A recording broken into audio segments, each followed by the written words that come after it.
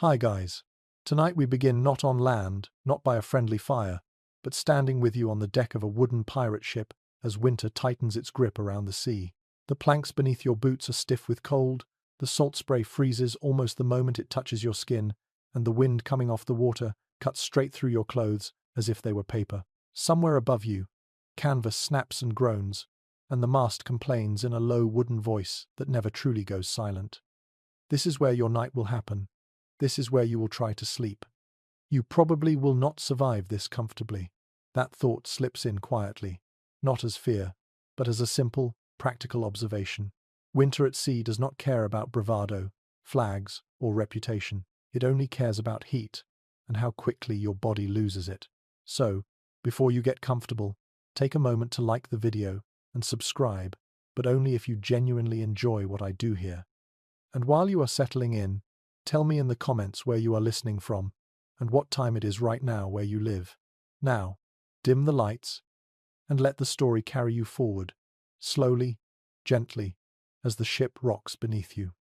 You are a pirate, or at least you live like one tonight. In the Middle Ages, especially between the late medieval period and the early age of sail, piracy was less the romantic adventure of songs and more a daily negotiation with hunger, dampness, and cold. A mainstream historical fact that often surprises people is that most pirate ships were not purpose-built vessels. They were captured merchant ships, fishing boats, or repurposed coastal traders. That matters for sleep, because these ships were never designed for comfort. They were designed to move cargo, not bodies that needed warmth. As night settles in, there is no formal bedtime. Sleep happens when it can. You feel it first in your hands. Fingers stiffen. The simple task of tying a knot becomes slower. Breath fogs in front of your face. Somewhere nearby, another crewman coughs. The sound wet and deep, and you instinctively edge a little closer, not for conversation, but for shared warmth. Below decks, the air is marginally less brutal. You duck down the narrow hatch, shoulders hunched, and immediately the smell hits you. Tar, old wood, unwashed bodies, damp rope, and bilge water all blend into a thick, unmistakable scent.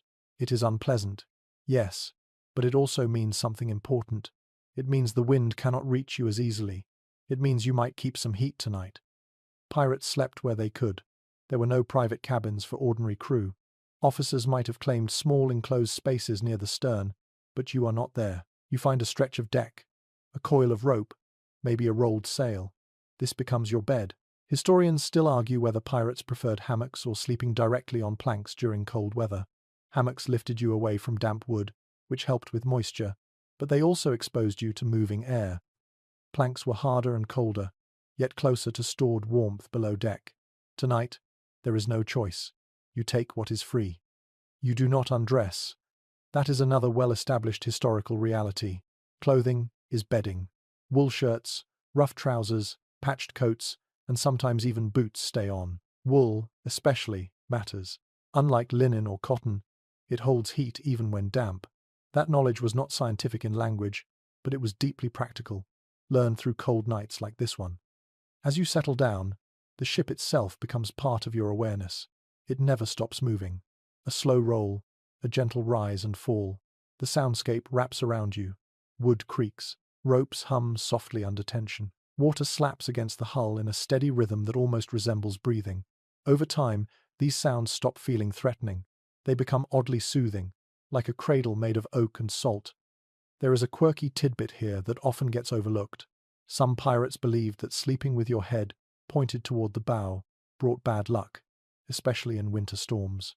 Others insisted the opposite, claiming it aligned your body with the ship's movement and reduced sickness. No one truly knew which was right, but you still notice how bodies tend to line up in similar directions, shaped by habit and superstition rather than logic. Cold seeps in anyway. It finds the gaps. Your shoulders tense, then slowly relax as exhaustion wins. You pull your arms close, knees tucked slightly inward, conserving heat without consciously thinking about it.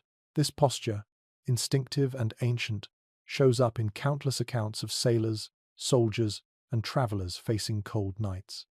Sleep does not come all at once. It arrives in pieces. A few minutes of drifting, a shiver that wakes you, a sound above deck, someone moving nearby, then drifting again. Medieval seafarers did not expect 8 uninterrupted hours. They expected rest in fragments, stitched together across darkness. Somewhere deeper in the ship, a small brazier glows faintly, carefully watched. Fire aboard a wooden ship is always dangerous, yet without it, winter nights become unbearable. Captains and quartermasters debated constantly how much heat was worth the risk. This balance between safety and survival defined shipboard life.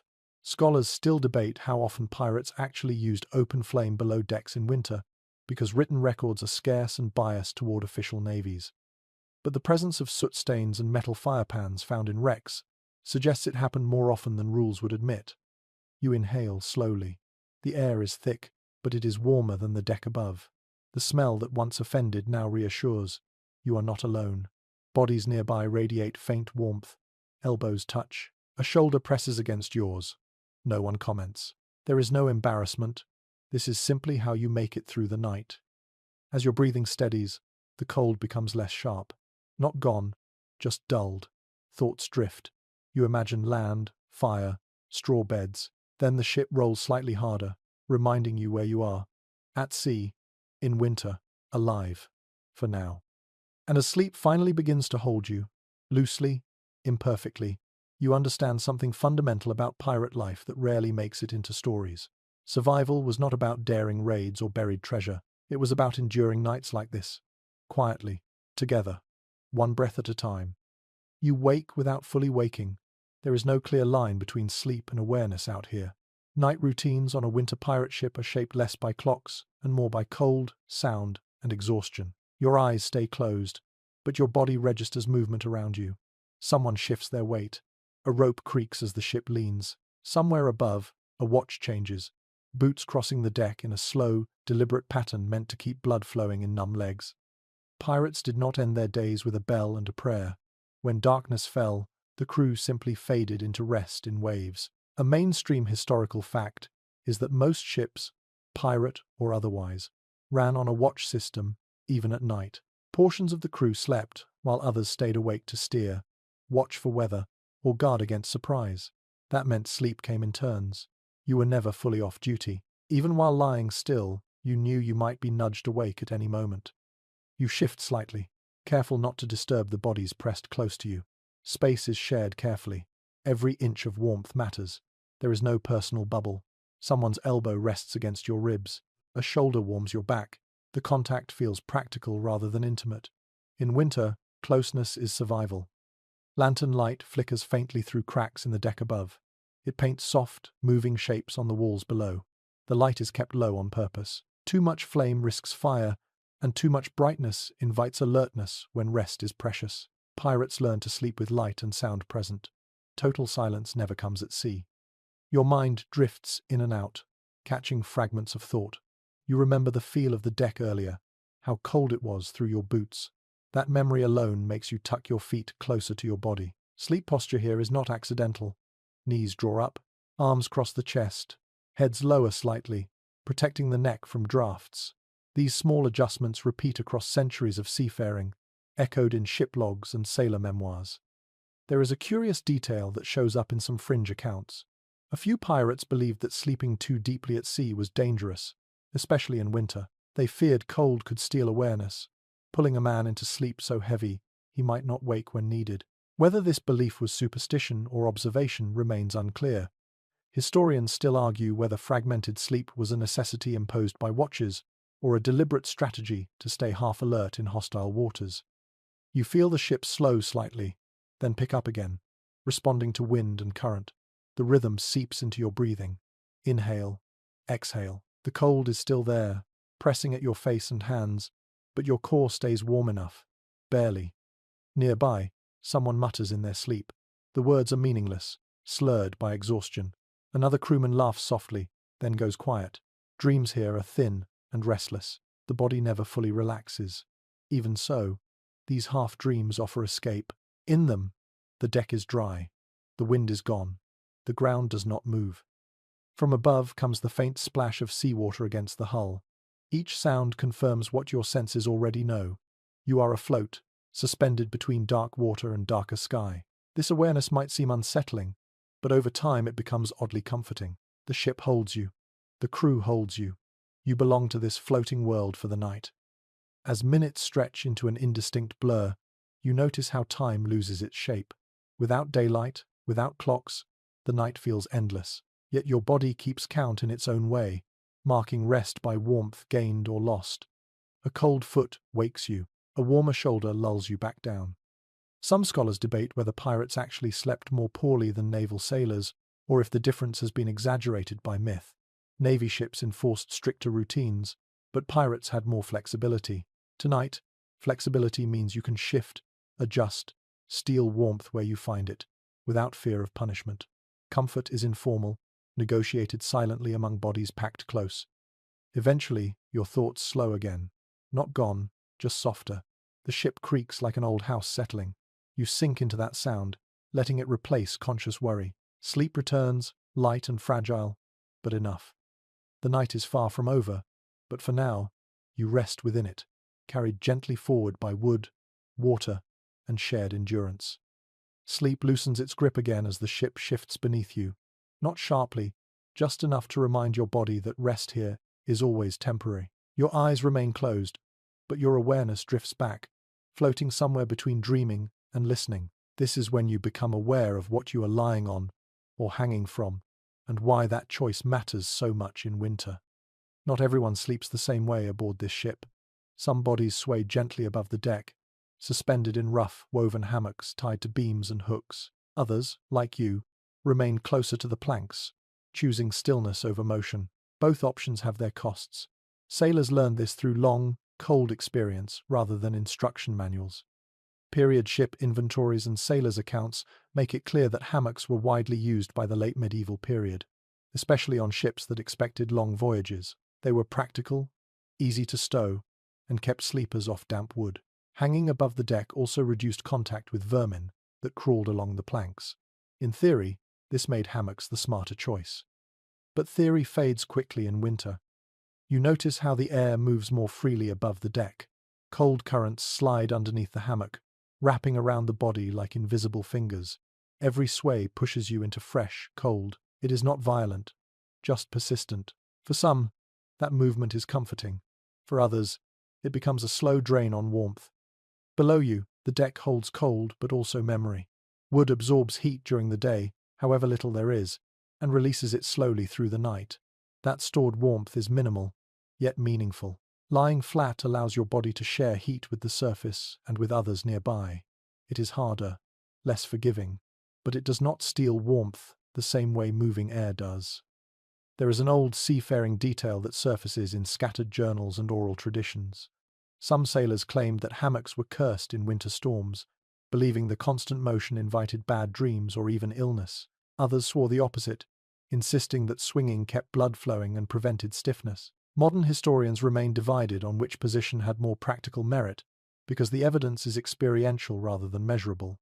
You test the space around you without opening your eyes. A foot brushes against rope. Your shoulder presses into a coil of sailcloth. Someone nearby shifts in their hammock, causing a faint creak and a whisper of fabric. The sound blends into the ship's larger voice. Never isolated, never alarming.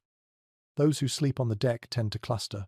Bodies align instinctively, forming loose rows that maximize shared warmth. There is no spoken agreement. It simply happens. An arm becomes a barrier against drafts. A back becomes a wall of heat. In winter, privacy dissolves into practicality.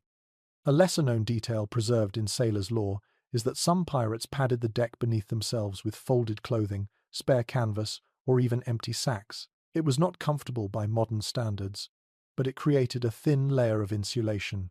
Every scrap of fabric mattered. Nothing was wasted. Even damp material helped slow heat loss. Your breathing deepens again as you adjust, settling into a position that feels sustainable rather than perfect. Comfort here is measured in degrees, not luxury. The cold still presses at your nose and fingers, but your core steadies. Muscles unclench slightly, jaw loosens. Some accounts suggest that pirates chose their sleeping arrangement based on weather forecasts as much as habit. Calm nights favored hammocks. Bitter cold favored the deck. Academic opinion has never fully settled on whether these choices significantly affected health outcomes, but patterns repeat often enough to suggest intention rather than coincidence. The ship rolls gently, and for a moment, you imagine what it would feel like to be suspended, swinging with the motion. Then another draft brushes your cheek, and you are quietly grateful for the solid planks beneath you. They are unforgiving, but honest. Sleep returns in a thinner layer this time. Less dream, more rest. The body does what it can with what it has. Around you, hammocks sway, chests rise and fall, and the ship carries everyone forward through the dark. You are not warm, you are not fully asleep, but you are enduring, and for a pirate in a medieval winter, that is enough for now. The cold creeps in again, quietly, the way it always does when your body stops moving. You become aware of your clothing, not as garments, but as layers of defense. Everything you wear tonight stays on. Nothing is removed. Out here, clothes are not about appearance or modesty. They are about holding on to warmth long enough to sleep. Wool scratches faintly against your skin as you shift. It smells of smoke, salt, and old sweat. This fabric matters more than gold tonight. Sailors across medieval Europe learned through long trial that wool keeps heat even when wet, unlike linen shirts that turn clammy and cold. Surviving maritime records confirm that crews valued wool garments so highly they were often listed alongside weapons and tools, not personal items. You pull your coat tighter, feeling the stiffness where salt water dried into the fibers. Some pirates layered multiple shirts, even in sleep, creating a crude but effective insulation system. Others wrapped spare cloth around their midsection or shoulders, protecting vital areas where heat escapes fastest. There is no elegance here, only habit shaped by cold nights just like this one. A small but telling detail appears in scattered port records and sailors' testimonies. Some pirates deliberately slept with damp outer layers on rather than removing them. The logic sounds strange, but it had a purpose. Damp cloth freezes slower than bare skin in cold wind, forming a barrier against sudden temperature drops. Whether this practice truly helped or simply felt reassuring is something many researchers continue to disagree about. Boots remain on feet, not because they are comfortable, but because numb toes are dangerous. Laces loosen just enough to keep blood moving, leather stiff with cold, soles thin against the deck. You curl your feet slightly inward, trapping warmth where you can. There is an odd tradition whispered about in seafaring circles. Some pirates believed that sleeping bareheaded invited illness, especially during winter voyages. Caps, scarves, or even tied cloth stayed wrapped around heads through the night. Heat lost through the scalp was noticed long before it was measured, and instinct filled the gaps where science had no language yet. You notice how bodies nearby mirror the same logic. Sleeves pulled down over hands, collars raised, necks tucked. Everyone looks bulkier at night, layered into uneven shapes beneath dim light. Individual identities blur. What remains is a group of human forms trying to slow the cold. As you breathe steadily, the smell of wool and tar becomes oddly calming. It signals effort, preparation, the sense that something stands between you and the night air. Your muscles soften a little, trusting these layers to do their job.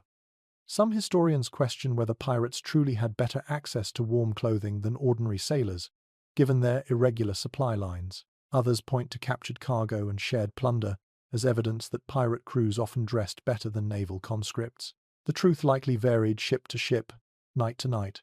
What matters now is that you have enough. Barely. Sleep presses closer again, heavier this time. Your body accepts the limits of comfort and works within them. The cold remains, but it no longer shocks. It becomes background, like the sound of water against the hull. Wrapped in fabric, surrounded by breathing bodies, you drift again, not deeply, but steadily. Clothes become blankets, layers become shelter, and for the moment, that is sufficient. As your breathing evens out once more, another scent slowly pushes its way forward. It is not sight or sound this time, but smell. The air below deck is thick and heavy, pressing against your face with every inhale. It is impossible to ignore, and over time, impossible not to associate with survival. The scent is a dense mixture, warm tar sealing the planks, old rope damp with seawater, sweat soaked into wool and leather. Beneath it all, the sour note of bilge water sloshing unseen below the floorboards. This smell would repel anyone stepping aboard for the first time. Yet for you, lying here in winter, it carries a strange reassurance. It means the ship is sealed. It means the wind is kept out. Ship logs and maintenance records from the medieval period frequently mention tar as both a waterproofing material and a preservative. Sailors lived with its smell constantly, and many noted that freshly tarred seams helped block drafts. That practical function turned odor into comfort. The stronger the smell, the tighter the ship felt against the cold. You breathe shallowly at first, then deeper. The air is not clean, but it is warmer than the night outside. Every breath warms it further. Around you, dozens of bodies contribute to this shared pocket of heat, slowly raising the temperature by degrees that matter more than words. There is a curious detail tucked into a handful of sailors' letters and port anecdotes. Some men claimed that certain smells helped them sleep, particularly tar and smoke. They believed these scents calmed the nerves and kept away illness. Others found them unbearable. Medical understanding at the time offered no clear explanation, and modern researchers still differ on whether familiarity alone explains the comfort these odors provided. As you lie still, you begin to separate the layers of smell without trying to. The sharpness of salt, the earthy dampness of wood, the faint sweetness of old rum spilled long ago. Each layer tells you something about where you are and how enclosed the space is. In winter, enclosure is safety. The ship creaks again, softly, and the smell shifts as air moves through narrow gaps. It is never stagnant for long. Fresh, cold air sneaks in, mixing briefly before being warmed again by breath and body heat. This constant exchange keeps the space alive, even if it feels heavy. Some historians have suggested that pirates may have tolerated poor air quality better than land dwellers simply because they had no choice. Others argue that prolonged exposure shaped their expectations, making foul smells a sign of normalcy rather than danger. Whatever the explanation, your body does not recoil. It settles. Nearby, someone exhales loudly, then snores once before stopping. The sound blends into the low background noise of the ship. You notice how smell and sound work together here. Both become signals that you are surrounded, enclosed, protected in a rough way. As time passes, the scent fades into the background of awareness. It no longer demands attention. It becomes part of the environment your mind accepts as it drifts toward rest. The human brain is adaptable like that, learning quickly what to ignore in order to sleep. Cold still presses at the edges of your body, but the air you breathe no longer feels sharp. It feels used, warmed, shared. That shared quality brings comfort deeper than clean air ever could. You shift once more, inhaling slowly, letting the smell anchor you to the present moment. You are not lost at sea. You are not exposed. You are here, inside wood and tar and human effort, carried forward through the winter night. Sleep deepens again. Not fully, but enough. The scent of survival lingers as you drift, holding you in place while the ship moves on. You are warmer now, not because the night has softened, but because bodies have shifted closer together. This happens gradually, almost without permission. No one announces it. No one asks. As sleep loosens muscles and defenses, people drift toward heat the way cold metal drifts toward flame. Your shoulder presses against another chest. A knee rests lightly against your thigh. Someone's back fits into the curve of your ribs as if the space was made for it. The warmth is subtle at first, then unmistakable. It seeps through wool and canvas, slow but steady, and your body responds by relaxing just enough to stay asleep. Sharing body heat was not an act of affection aboard pirate ships.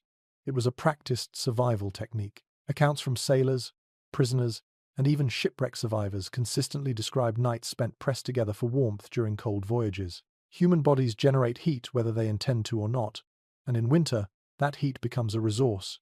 You feel it now, radiating through layers, filling gaps the ship cannot seal. Breathing becomes synchronized without effort. Inhale, exhale. The rise and fall around you creates a gentle rhythm, like waves within waves. This closeness dulls the cold that creeps along your spine and down your arms. Your hands, once stiff, regain a little flexibility. Fingers uncurl, jaw loosens. There is a detail buried in several maritime diaries that rarely makes its way into popular history. Sailors often described warmth as something that could be stolen or lost. A man who rolled away in his sleep might wake colder, weaker, and resentful without knowing why. Others learned to anchor themselves lightly against crewmates, maintaining contact without causing discomfort.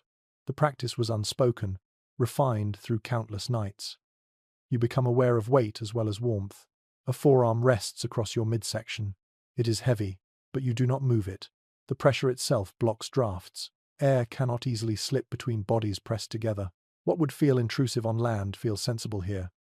There are stories passed down through seafaring communities that speak of crews who refused to share warmth, clinging to pride or discomfort, and paid for it with illness. Whether those stories are exaggerated warnings or accurate recollections is unclear. What is clear is that winter punished isolation. Researchers examining shipboard health patterns often note higher survival rates among groups that slept communally during cold weather, though the records are incomplete and uneven. Your face is still exposed. Cold brushes your cheeks and nose, but your core remains guarded by layers and living heat. The contrast sharpens your awareness of just how fragile comfort is out here. One shift too far, one body rolling away, and the balance changes. Someone nearby shivers briefly, a small involuntary tremor that ripples through the group. You feel it and respond without thinking. Drawing slightly closer, the shivering stops. This is not kindness in the modern sense.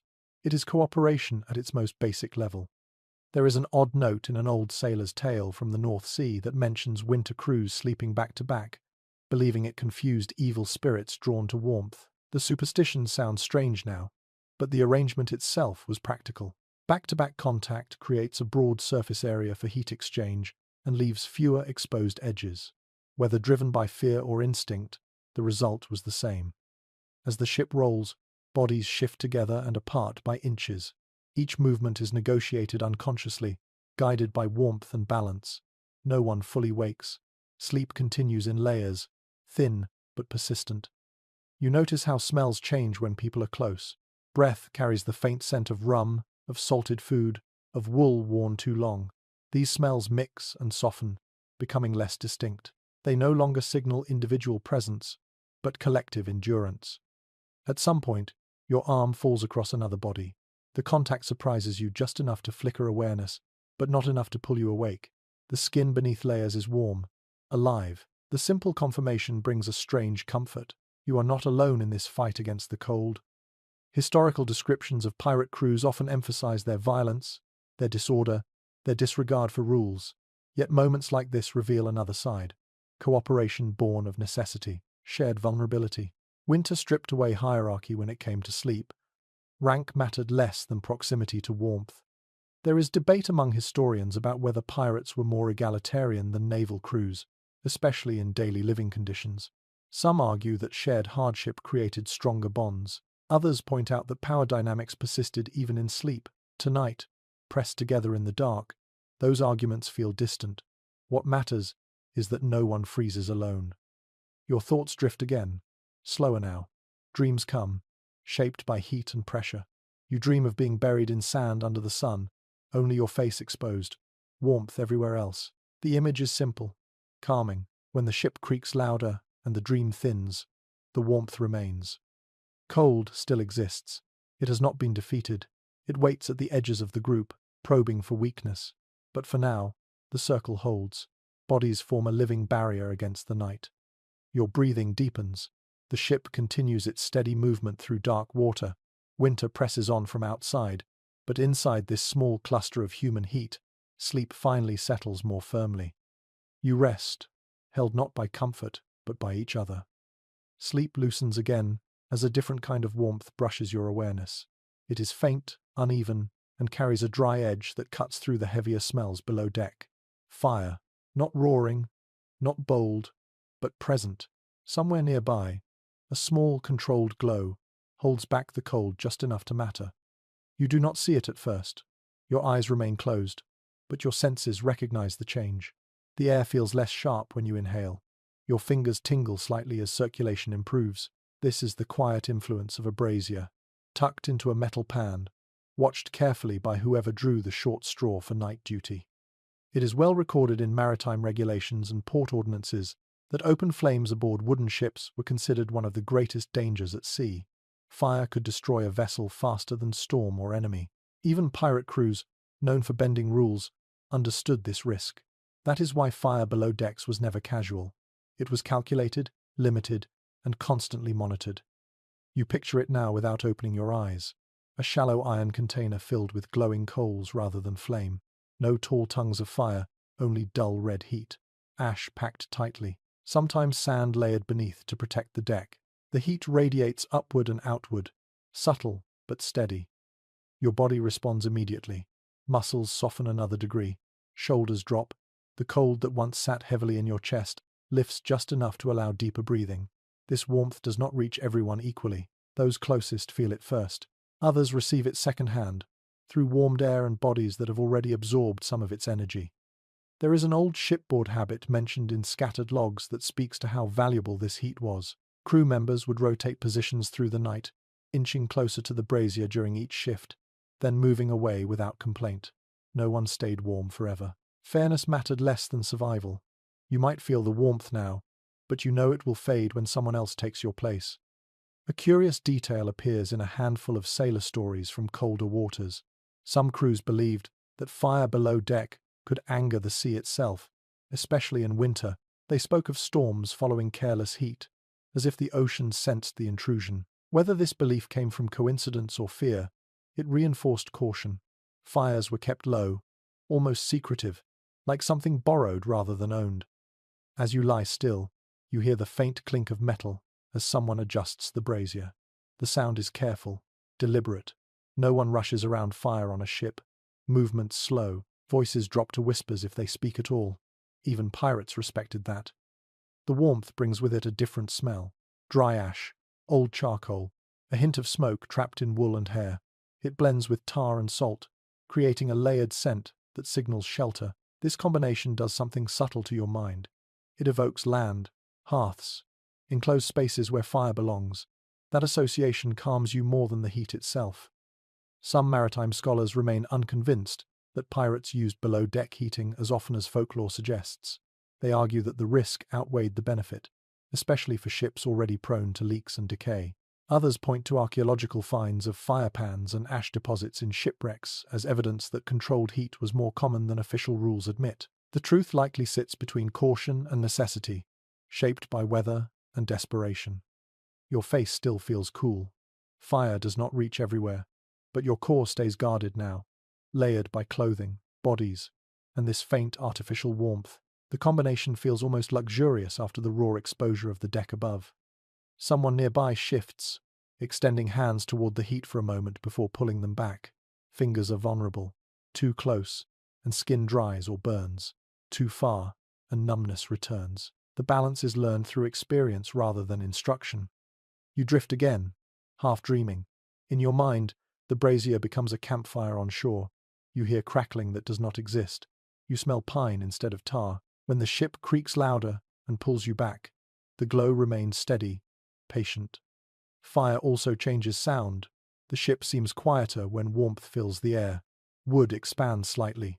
Joints settle. The constant complaints of the hull soften into lower tones. Whether this is real or imagined hardly matters. The effect is soothing. There is a practical reason fire mattered beyond comfort. Cold stiffens joints, slows reaction, dulls thought. Crews that froze through the night performed worse the next day. They hauled lines slower. They climbed less surely. Fire, even limited, preserved function.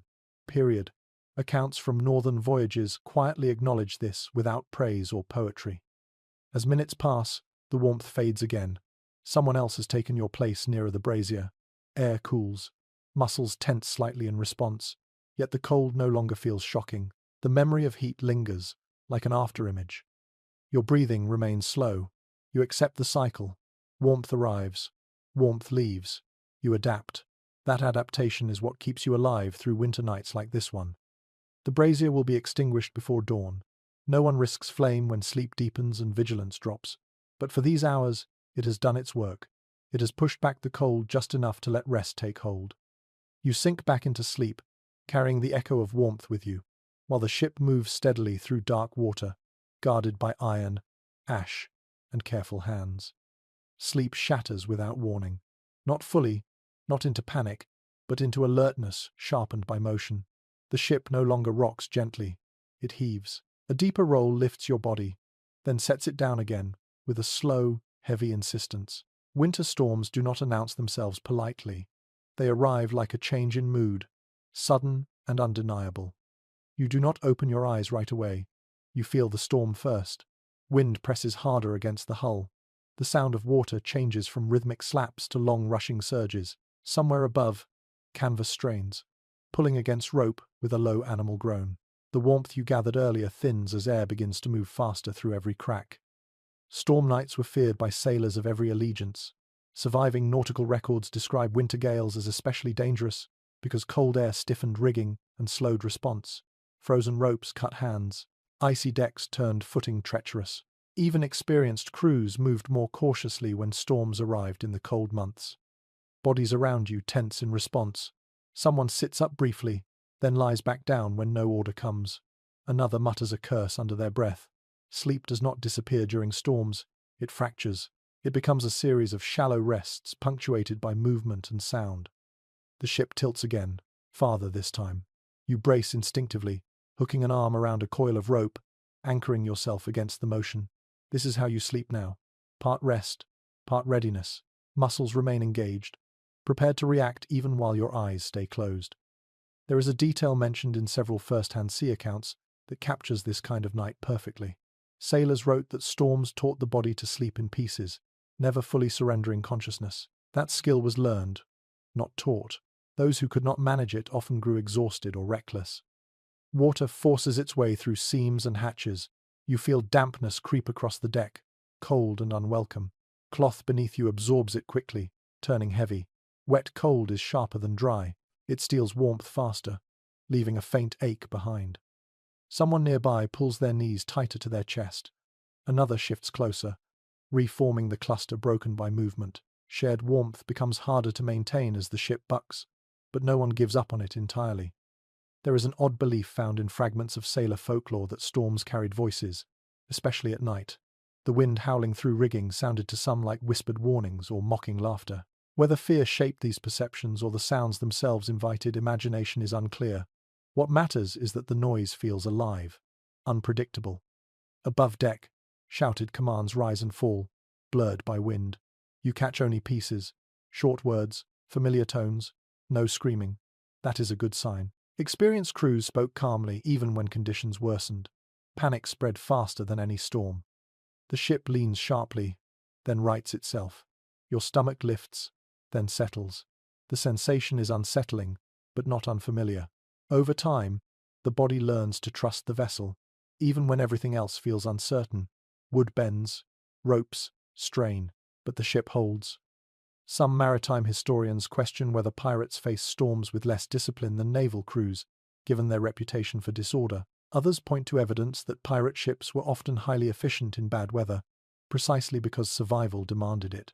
Tonight, lying here in the dark, you sense that discipline in the way movements remain controlled, purposeful, restrained. Cold intensifies as wind pulls heat from every surface. The brazier from earlier is gone now. Fire and storms do not mix. You rely again on layers, bodies, and instinct. You tuck your chin lower. You draw your arms tighter. Small adjustments matter more now. Sleep tries to return, but the storm resists. Dreams come in flashes. Images of crashing water, endless falling. Then the ship steadies briefly, and rest slips back in, thin and fragile. There is a practical rhythm to storm nights that seasoned sailors recognize. Bursts of activity, long waits, sudden lurches followed by uneasy calm. Your body rides these waves, even when your mind drifts elsewhere. Another surge sends water sloshing across the deck. It soaks through clothing, cold biting immediately. You grit your teeth and shift slightly, finding a drier patch. Comfort is constantly renegotiated during storms. Nothing stays settled for long. At some point, exhaustion begins to outweigh fear. Muscles ache from tension. Eyes grow heavy again. The storm becomes background noise rather than immediate threat. This surrender is not foolishness. It is necessity. The body must rest when it can, even under imperfect conditions. You feel someone press closer again, reclaiming shared warmth after being tossed apart. The contact is reassuring. Human presence anchors you amid the chaos. The wind roars, then fades slightly. The ship's movement smooths just enough to signal the worst has passed, at least for now. Storms rarely end cleanly. They loosen their grip in stages. Sleep returns, deeper than expected, not because danger is gone, but because you have adapted. The body learns quickly when survival depends on it. As you drift, the sounds blur. Wind becomes a low hum. Water becomes distant. The ship carries you onward, battered but steady. Winter storms test everything at sea, including sleep. Tonight, you endure another one. Half awake, half dreaming, carried forward by wood, water, and the quiet resilience of those around you. When the storm finally loosens its grip, it does not leave behind silence. Instead, it changes the texture of sound around you. The roar fades into a steady rush. The violent snaps of canvas soften into long sighs. The ship still moves, but now it speaks more gently, as if tired from the effort. This is when you become aware of sound itself, not as background noise, but as a constant companion to sleep. On land, silence often signals safety. At sea, especially in winter, silence can feel wrong, too still, too empty. The ship's noises reassure you that everything is still working, still alive. The hull creaks in slow, measured tones. Each sound carries information your body has learned to read. A sharp crack might signal strain. A long groan suggests adjustment. Tonight, the sounds are low and patient. Wood settling back into place after stress. Ropes relaxing slightly after being pulled tight. Sailors across centuries described ships as having voices, and this was not poetic exaggeration. Living aboard a vessel trained the ear to notice subtle changes. Period journals often mention crew members waking instantly to unfamiliar noises while sleeping through constant ones. The brain filtered danger from normalcy, even in rest. You lie still, letting the familiar sounds wash over you. Somewhere above, footsteps move with less urgency now. A bucket scrapes softly. Someone hums under their breath, barely audible, perhaps without realizing it. These human sounds blend with the ship's own, creating a layered lullaby shaped by labor and survival. The water against the hull produces a steady rhythm, not the sharp slap of waves during the storm, but a softer push and pull. It resembles breathing. Inhale as the ship rises, exhale as it settles. Your own breathing begins to match it again. Slower now, deeper. There is a small detail noted in accounts from northern voyages that captures this moment well. Sailors often wrote that they slept best not when seas were calm, but when the ship moved predictably. Perfect stillness left them uneasy, while gentle motion carried them into deeper rest. Motion meant the ship was alive and responding. You notice how sound travels differently below deck. Everything is muffled, rounded. Sharp noises lose their edges. Even voices soften as they pass through layers of wood and air. This makes sleep easier, allowing rest to return after the storm's interruption. There is also the sound of other bodies, breathing, occasional coughs, a soft shift of fabric. These sounds confirm that you are not alone. That shared presence calms something primitive inside you. Cold nights are endured collectively. Some historians suggest that constant noise at sea trained sailors to sleep more deeply once exhaustion set in. Others argue the opposite, claiming that light sleep was a survival adaptation. Both may be true. What you experience now sits between those ideas. You sleep, but lightly, ready to surface if the soundscape changes. A curious note appears in an old sailor's letter, describing how newcomers struggled most with sound rather than motion. The endless creaking drove them restless. Veterans, however, found silence disturbing and slept poorly in port. Their bodies had learned to associate noise with safety. You feel that shift happening now. The cold remains present, but it no longer dominates your attention. Sound takes its place. Each familiar creak reassures. Each rhythmic splash steadies the mind. Your muscles release tension you did not realize they were holding. As minutes pass, your thoughts drift without forming clear images. Dreams come as impressions rather than stories. Dark water, wooden beams, warmth spreading slowly. These fragments blend with sound until you are no longer sure where awareness ends and sleep begins. The ship gives a longer groan, deeper than the others, then settles. You wait, instinctively, but nothing follows. The sound fades back into the background, and your body accepts it as normal. There is debate among maritime scholars about how sailors interpreted ship sound psychologically. Some believe the noises created constant, low-level stress. Others argue that familiarity transformed them into comfort. Your experience suggests the latter. Familiar sound becomes reassurance rather than threat. A faint drip echoes nearby, water leaking through a seam, collected in a bucket. Drip, pause, drip. The pattern is steady, predictable. It becomes another rhythm layered into the night. You shift slightly, adjusting your position to maintain warmth. The movement creates a soft rustle of fabric. Nearby bodies respond in kind, subtle and unconscious. The cluster reforms, preserving shared heat without discussion. Sleep deepens again, carried on sound rather than stillness. The ship's voice does not stop. It continues speaking through the night, guiding your rest as surely as any lullaby. Above deck, stars may be breaking through cloud cover. Below, you know nothing of that. Your world is wood, sound, breath, and warmth. Winter presses on from outside, but inside this enclosed space, sound builds a sense of continuity that allows rest to take hold once more. You drift further now, sinking into the rhythm of the ship itself. Each creak becomes familiar. Each splash fades into calm. Sleep wraps around you again, thin but persistent, as the vessel carries you onward through the cold medieval night. Sleep thins again as a different sensation rises to the surface, warm and faintly sweet. Taste, or rather, the memory of it. Before the night fully took hold, you drank something hot, or at least hot enough to matter. That warmth lingers now, echoing in your chest as your body settles back into rest. Food before sleep was not indulgence on a pirate ship. It was preparation. Cold nights demanded fuel. Sailors understood this instinctively, long before calories had names. Accounts from seafaring communities consistently mention warm drinks and heavy foods taken late in the day, especially during winter voyages. The goal was simple: go to sleep with heat already inside you. You remember the mug in your hands earlier, rough wood or dented metal, steam rising briefly before the wind stole it away. The liquid burned slightly, going down, not painfully, just enough to remind you that warmth was entering your body. Grog, watered rum, or sometimes a thin broth made from salted meat, and whatever scraps could be spared. Nothing fancy, everything functional. Your stomach feels settled now, not full, but satisfied. That matters. Hunger sharpens cold. An empty body loses heat faster, shakes more, sleeps worse. Period descriptions from sailors often note that nights following poor meals were the hardest, with shivering that never quite stopped. There is a detail tucked into several maritime journals that speaks to this habit. Some crews insisted on a hot drink before nightfall whenever fuel allowed, even if supplies were low. They believed warmth taken in carried through the night better than warmth applied from outside. Whether this belief was fully accurate is debated, but the practice endured because it felt effective. As you breathe slowly, you feel the residual heat deep in your core. It has not vanished.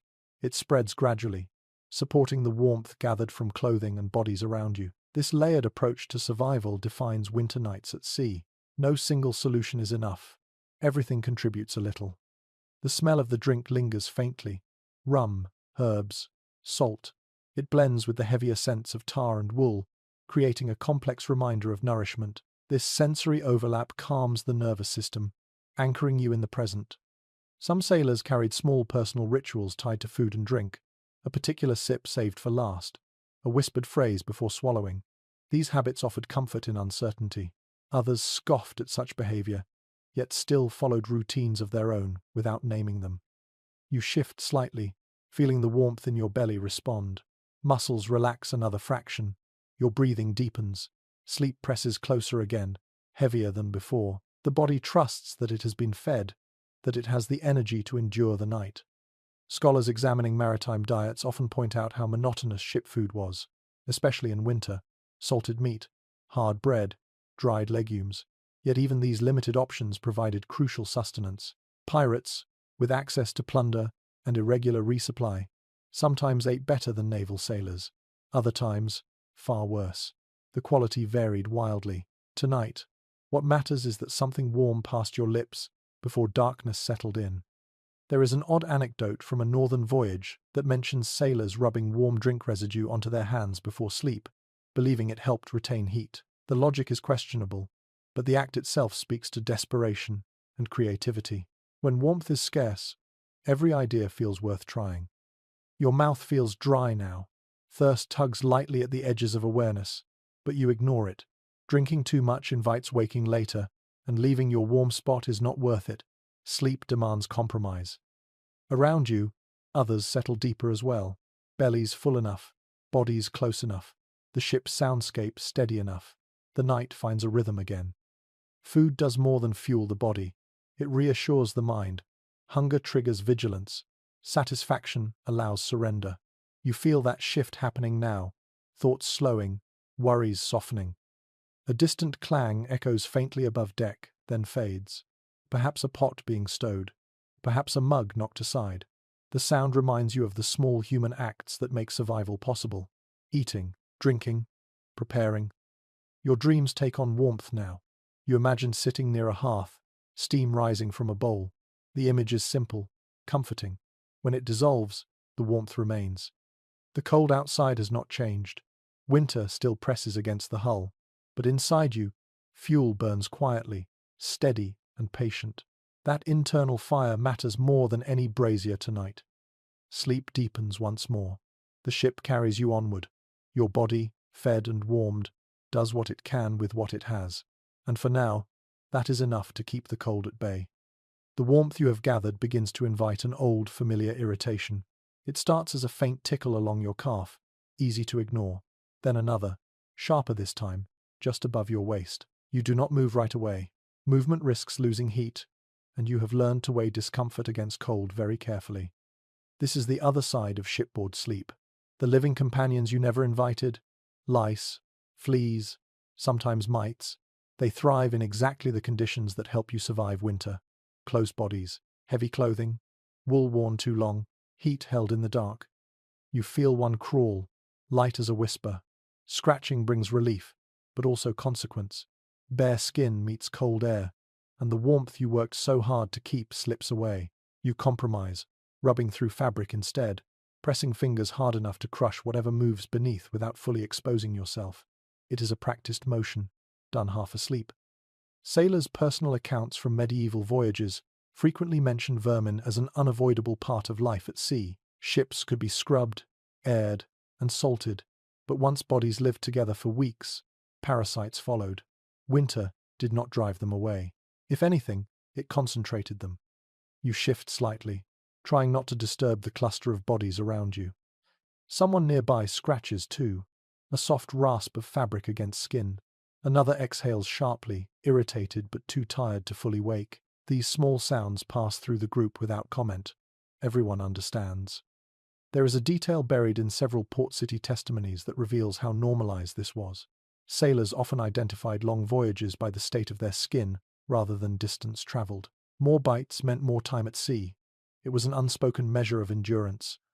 The itch sharpens briefly, then dulls as your body warms again. Cold numbs sensation. Heat wakes it. Winter nights create a strange cycle where discomfort rises and falls alongside temperature. You learn to ride it rather than fight it. Some pirates attempted crude solutions, turning clothes inside out, hanging garments near smoke during brief stops, even rubbing tar lightly along seams where insects hid. These methods offered limited relief, but no cure. Complete freedom from pests belonged to land, not ships. There is a persistent belief in old maritime folklore that certain herbs kept lice away. Wormwood, lavender, sage. Sailors tucked sprigs into clothing or bedding when they could find them. Whether these plants truly helped or simply provided psychological comfort remains uncertain. Modern analysis suggests minimal effect, yet the belief endured because hope mattered. You feel another bite along your shoulder blade. This one draws a quiet grunt from you before you can stop it. The person beside you stirs, then settles again. No one pulls away. Separation invites cold, far worse than itch. Historians examining shipboard health often note that parasites contributed to infections and fever, especially when skin broke under constant scratching. Yet crews rarely prioritized eradication. Survival demanded attention elsewhere. Cold, storms, hunger. Compared to those, lice were tolerated. You adjust your collar higher, sealing off one more pathway. Wool scratches, but it also blocks movement. The itch fades to a background hum. You accept it, folding it into the experience of rest at sea. Sleep becomes lighter again. Not gone, just thinner. Thoughts drift without direction. Sensation replaces imagery. Warmth, pressure, itch, breath. These become the markers of awareness. Someone near your feet shifts and mutters something unintelligible, perhaps reacting to the same irritation, perhaps dreaming. It does not matter. The sound fades quickly. There is an odd note in an old sailor's account describing how some men learned to fall asleep while scratching in rhythm, turning irritation into a repetitive motion that lulled them into rest. The idea sounds almost humorous, yet you understand it now. The body adapts to anything if given enough nights. You scratch once more, gently, then still your hand. The warmth returns, muscles soften, the itch retreats just enough to allow rest. Winter magnifies everything. Cold sharpens discomfort. Fatigue lowers tolerance. Yet the human capacity to endure remains astonishing. You lie here, alive, breathing, sharing warmth, even as tiny creatures test your patience. Sleep presses closer again. The ship creaks softly. Water moves in familiar patterns. Your body recalibrates, prioritizing warmth and rest over irritation. The itch will return. You know that. It always does. But not now. Not at this moment. For now, your breathing slows, your thoughts blur, and rest claims you again. You drift back into shallow sleep, carrying the itch with you like a distant echo, one more challenge folded into the long winter night at sea. Rest returns in a cautious way, the kind that never quite lets go of awareness. As your breathing slows, another layer of the night settles in. It is quieter now, calmer, and in that calm, beliefs begin to surface. Not spoken aloud, not debated, but felt. This is when superstition drifts through the ship as surely as cold air. You sense it in the small gestures around you. A hand touches a wooden beam before settling. Someone murmurs a phrase under their breath, not loud enough to be heard clearly, but steady enough to feel intentional. These habits are not taught formally. They are absorbed over time, learned by watching and copying, passed from older sailors to newer ones without explanation. Life at sea encourages belief. The environment feels alive. Wind changes without warning.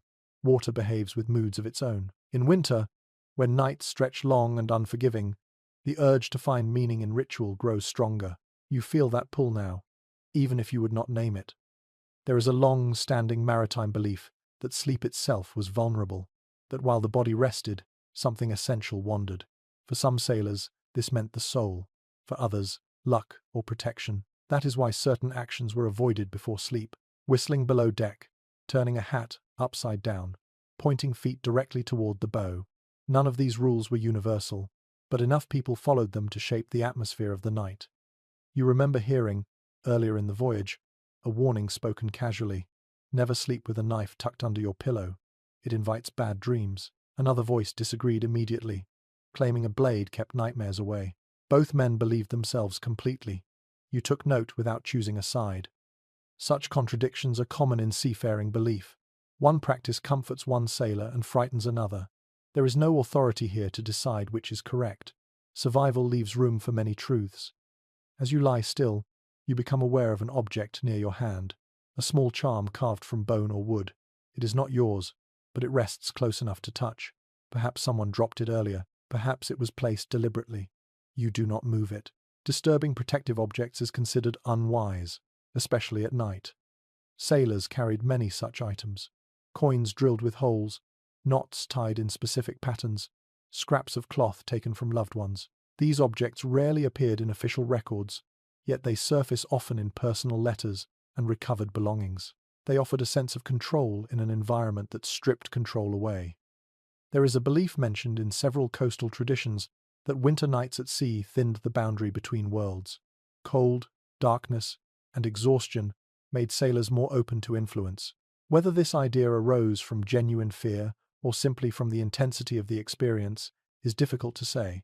What matters is that it shaped behavior. You notice how people position themselves carefully. No one crosses directly over another person's legs. No one steps between sleepers unnecessarily. These actions are said to bring misfortune. They also happen to disturb rest and warmth. Practicality and superstition often overlap so closely that they become indistinguishable. The ship creaks softly, a sound that some interpret as complaint, others as reassurance. In moments like this, interpretation matters. Belief becomes a way to soothe the mind when explanation fails. There is an old sailor saying, preserved in fragments of oral history, that suggests sleep at sea is borrowed, not owned. You take it when you can, return it when demanded. This idea encourages acceptance rather than resistance. You sleep lightly, gratefully, without expectation of comfort. Your own thoughts brush against belief now. You find yourself hoping the ship holds, that the cold eases by morning, that the wind stays manageable. Hope and superstition blend easily. Both look toward outcomes beyond immediate control. Some historians argue that superstition served as an emotional stabilizer for crews under constant stress. Others see it as a source of anxiety that compounded fear. Your experience suggests both. Belief can calm or unsettle depending on the night. Someone nearby whispers a name, perhaps in a dream, perhaps as a quiet prayer. The sound fades quickly. No one comments. At sea, private belief is respected as long as it does not endanger the ship. You adjust slightly, careful not to cross invisible boundaries. Your hand remains close to your body. Your feet stay aligned with others. These small acts feel protective, even if you cannot explain why. The itch from earlier has faded again, replaced by a gentle awareness of contact and warmth. The night feels less hostile now, more watchful. You are being carried, not tested. As sleep deepens, belief loosens its grip. Ritual gives way to rest. The mind no longer needs explanation. It needs only reassurance. You drift again, held by wood, water, warmth, and the quiet comfort of shared habits. Superstition fades into the background, doing its work without demanding attention. The winter night continues, steady and dark, and you sleep within it, guarded by belief, routine, and the unspoken understanding that here, survival is as much mental as it is physical. Sleep shifts again, not because of cold or storm, but because of order. Even here, even now, structure exists. Pirate life is often imagined as chaos, but nights reveal a quieter system beneath the surface. Where you sleep is not random. It is shaped by rules that are rarely written down, yet firmly understood. You sense it in the way bodies arrange themselves. Certain spots fill first, others remain open until later. No one argues, no one announces claims. The order has been established long before this night, reinforced by routine and consequence. Pirate crews operated under articles of agreement, informal contracts that governed behavior aboard ship. These articles often addressed division of plunder, discipline, and compensation for injury. Less obvious, but equally important, were the customs that grew around them. Sleeping arrangements fell into this category. While not always written, they were enforced through expectation and peer pressure. Those with specific duties slept closer to their stations. The helmsman rested nearer the stern. Sail handlers claimed spots that allowed quick access to rigging. Gunners positioned themselves closer to weapons. This was not about privilege.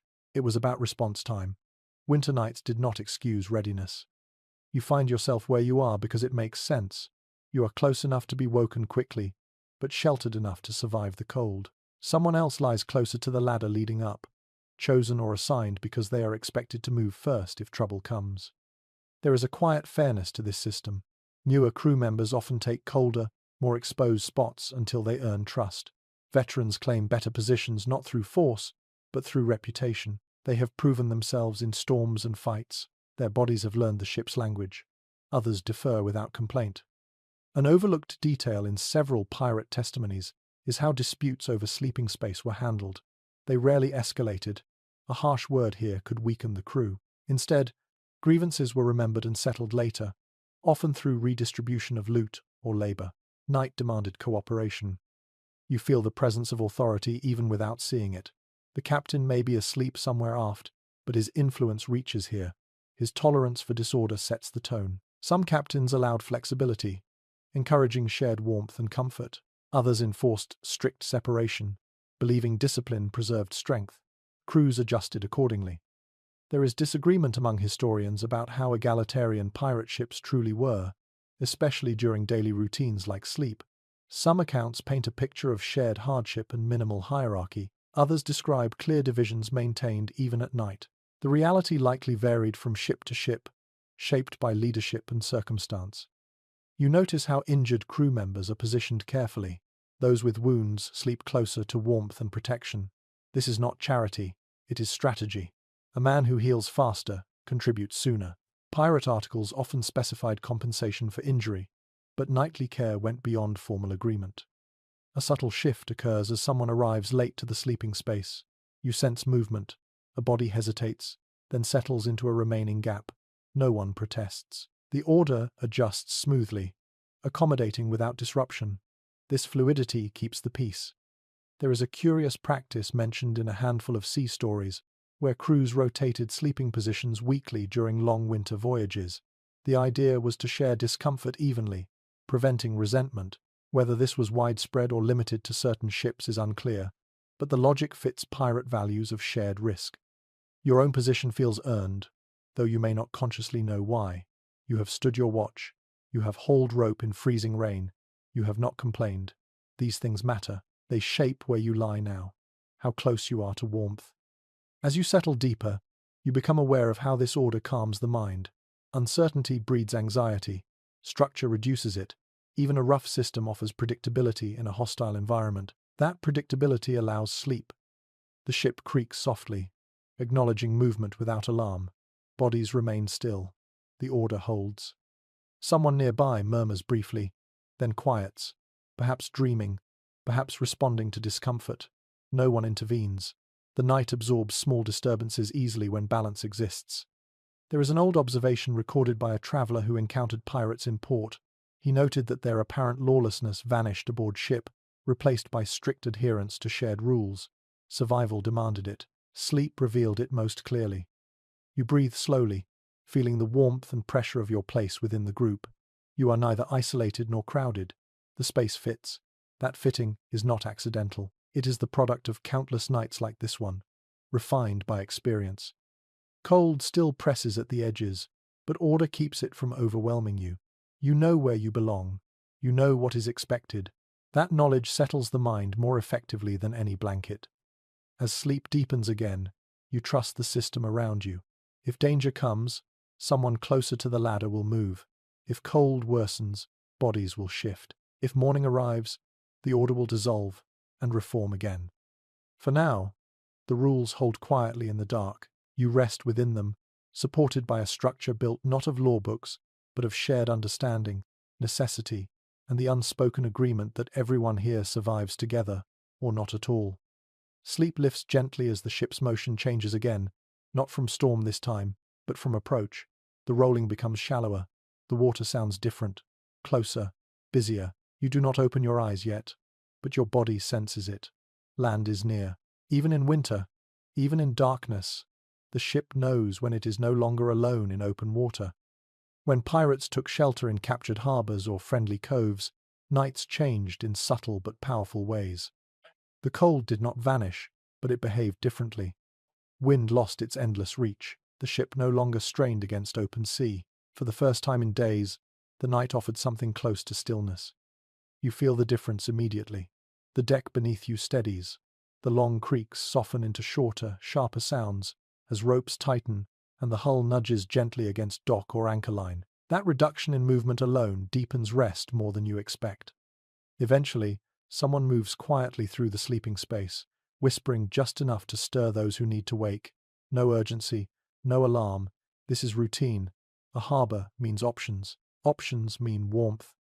When the chance came, pirates often slept ashore, even briefly, not in inns or proper lodgings most of the time, but in warehouses, sheds, abandoned huts, or makeshift shelters near the docks. Captured harbors offered straw, rough, dry, and miraculous. You imagine it now as if you are there. Straw spread thick across a wooden floor. The smell is earthy, clean compared to the ship. It rustles softly when you lie down, shifting to cradle your weight. After nights on planks or swaying hammocks, this feels almost indulgent. Historical port records and traveller accounts make it clear that straw bedding was common across medieval Europe. It insulated against cold ground, trapped air, and kept dampness away from the body. For sailors accustomed to wet decks, straw represented relief far beyond its simplicity. You stretch out more fully here. The cold still touches your face, but your back and legs rest on something that gives. Pressure spreads evenly instead of biting into joints. Muscles you did not realize were tense begin to release. There is a small but telling detail mentioned in several sailor narratives. Many reported sleeping longer and more deeply on straw than they had in weeks, even when the air remained cold. The ground did not move. The mind trusted it. That trust unlocked deeper rest. Others preferred to stay aboard, even when land sleep was available. Ships felt familiar, predictable. Some sailors grew uneasy away from the sounds that had become their lullaby. The creaks and sighs of wood were absent ashore, replaced by silence that felt exposed. You understand both sides. Straw feels wonderful beneath you, but the absence of the ship's rhythm leaves a strange hollow. Your breathing takes longer to settle. You miss the steady movement without knowing why. Captured harbours in winter were rarely warm. Fires were small and carefully watched. Smoke clung low, mixing with cold air, but even limited fire felt generous on land. Flames did not threaten immediate disaster the way they did at sea. There is an old observation recorded by a coastal monk who watched pirates sleep in a seized fishing village. He noted how they arranged themselves tightly around hearths, boots still on, weapons within reach, trusting the warmth but not the surroundings. Rest came, but vigilance remained. You pull straw closer around your sides, tucking it like a blanket. The sound is soft and dry. No water sloshing, no ropes humming, just wind brushing distant walls and the occasional crackle of embers. Some scholars argue that time ashore disrupted pirate routines, making return to shipboard discipline harder. Others believe these brief comforts preserved strength and morale. The truth likely depended on how long the stay lasted and how cold the sea had been before it. Your thoughts drift more freely here. Dreams stretch longer. Images hold together instead of shattering into fragments. You dream of fields, of animals, of warmth that does not fade when you stop paying attention. Yet even in this relative comfort, the night does not fully relax its grip. You remain aware of the door, of shadows, of unfamiliar smells. Land brings its own risks. You turn slightly, straw whispering beneath you, and pull your coat tighter. Habit follows you ashore. Clothing remains bedding. Layers remain armor. Eventually, your body settles into the new stillness. Breathing deepens. The cold retreats to the edges. Sleep grows heavier than it has been in days. For a pirate in winter, this kind of rest feels rare, almost stolen. You take it without guilt, knowing the sea will reclaim you soon enough. As you drift deeper, the image of the ship lingers. You know you will return to it, to planks and motion and shared heat. But for now, straw and stillness hold you. Sleep wraps around you more completely here, quiet and dense, as the winter night passes slowly over land instead of open water. Sleep feels different again, heavier in some ways, lighter in others, as warmth flickers nearby and voices drift through the dark. You are not alone with the night now. You are surrounded by sound that belongs to land. Low laughter, the scrape of stools, the dull thump of boots on wooden floors. You have found your way, briefly, into a tavern. Winter taverns were not places of comfort in the modern sense. They were crowded, smoky, loud, and often filthy. Yet to sailors who had spent weeks exposed to wind and spray, they felt almost luxurious. Thick walls blocked the worst of the cold. A hearth burned openly. The ground did not move. You ease yourself down near the fire, not close enough to scorch, but near enough to feel heat reach your knees and hands. The floor beneath you is hard, but it is dry. That alone feels like a gift. Your coat stays on, boots stay laced. You lean against a bench or wall, letting gravity take over. Period descriptions of port taverns frequently mention sailors sleeping wherever they fell. Once drink and exhaustion overtook them. Chairs, floors, tables. Sleep came in awkward positions, but warmth and shelter mattered more than posture. You feel that now. Your spine complains briefly, then quiets. The fire becomes the center of the room, drawing bodies toward it in loose rings. Pirates, fishermen, dockworkers, and travelers all share the same instinct. Heat first, space second. Privacy does not exist here, and no one expects it. The smell is intense. Smoke, spilled ale, wet wool steaming gently as it dries. The scent of cooked food clings to the air, thick and comforting. It settles into your clothes and hair, replacing the sharper tang of salt and tar with something earthier. There is a practical reason taverns felt so appealing in winter. Stone and timber buildings retained heat far better than ships. A hearth that burned all night created a stable pocket of warmth that did not vanish with a change in wind. Sailors slept deeper near these fires, even if the surroundings were chaotic. You hear someone nearby snoring loudly, unconcerned with embarrassment. Another coughs, then laughs weakly. A mug clinks against wood. The noise is constant, but it is human noise, not mechanical. That distinction matters. It signals safety of a certain kind. Some travelers wrote disapprovingly about tavern sleep, describing it as reckless and undisciplined. Others admitted, reluctantly, that it restored men more effectively than nights aboard ship ever could. Warmth reached the bones here. Muscles loosened fully. The body trusted the walls around it. You feel that trust spreading now. Your breathing deepens. Your head nods forward slightly, then settles against your chest. The fire crackles, embers shift. The sound is soothing in a way the ship's creaks are not. It speaks of stability. There is an odd detail preserved in a merchant's journal, describing how sailors often position themselves so their feet face the fire, even if it meant twisting awkwardly. They believed warming the extremities protected the heart. Whether this belief had medical merit is unclear, but the behavior was widespread. You extend your boots just a little closer. Leather warms. Toes regain sensation. The ache that lived there all night finally eases. That relief alone could pull sleep from a weary body. Alcohol plays its part too. Rum, ale, or wine dulls the edge of cold and fatigue. You feel its warmth lingering, though you know it lies a little, offering comfort that fades faster than promised. Still, in this moment, it helps. Some historians argue that tavern sleep increased risk, leaving sailors vulnerable to theft or arrest. Others note that pirate crews often posted watches even in port, protecting their own. The balance between rest and vigilance was always present, even here. You sense that balance now. One ear remains tuned to the room. One part of your mind stays alert, but most of you sinks downward, pulled by heat and exhaustion.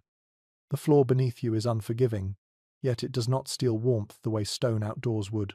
Straw or rushes scattered across it soften the surface slightly, not enough to call it comfortable, but enough to make it possible. Your dreams shift again. They fill with faces and voices, with firelight flickering across walls, with the hum of conversation that fades in and out. You are not isolated in these dreams. You are part of a crowd, held by shared warmth.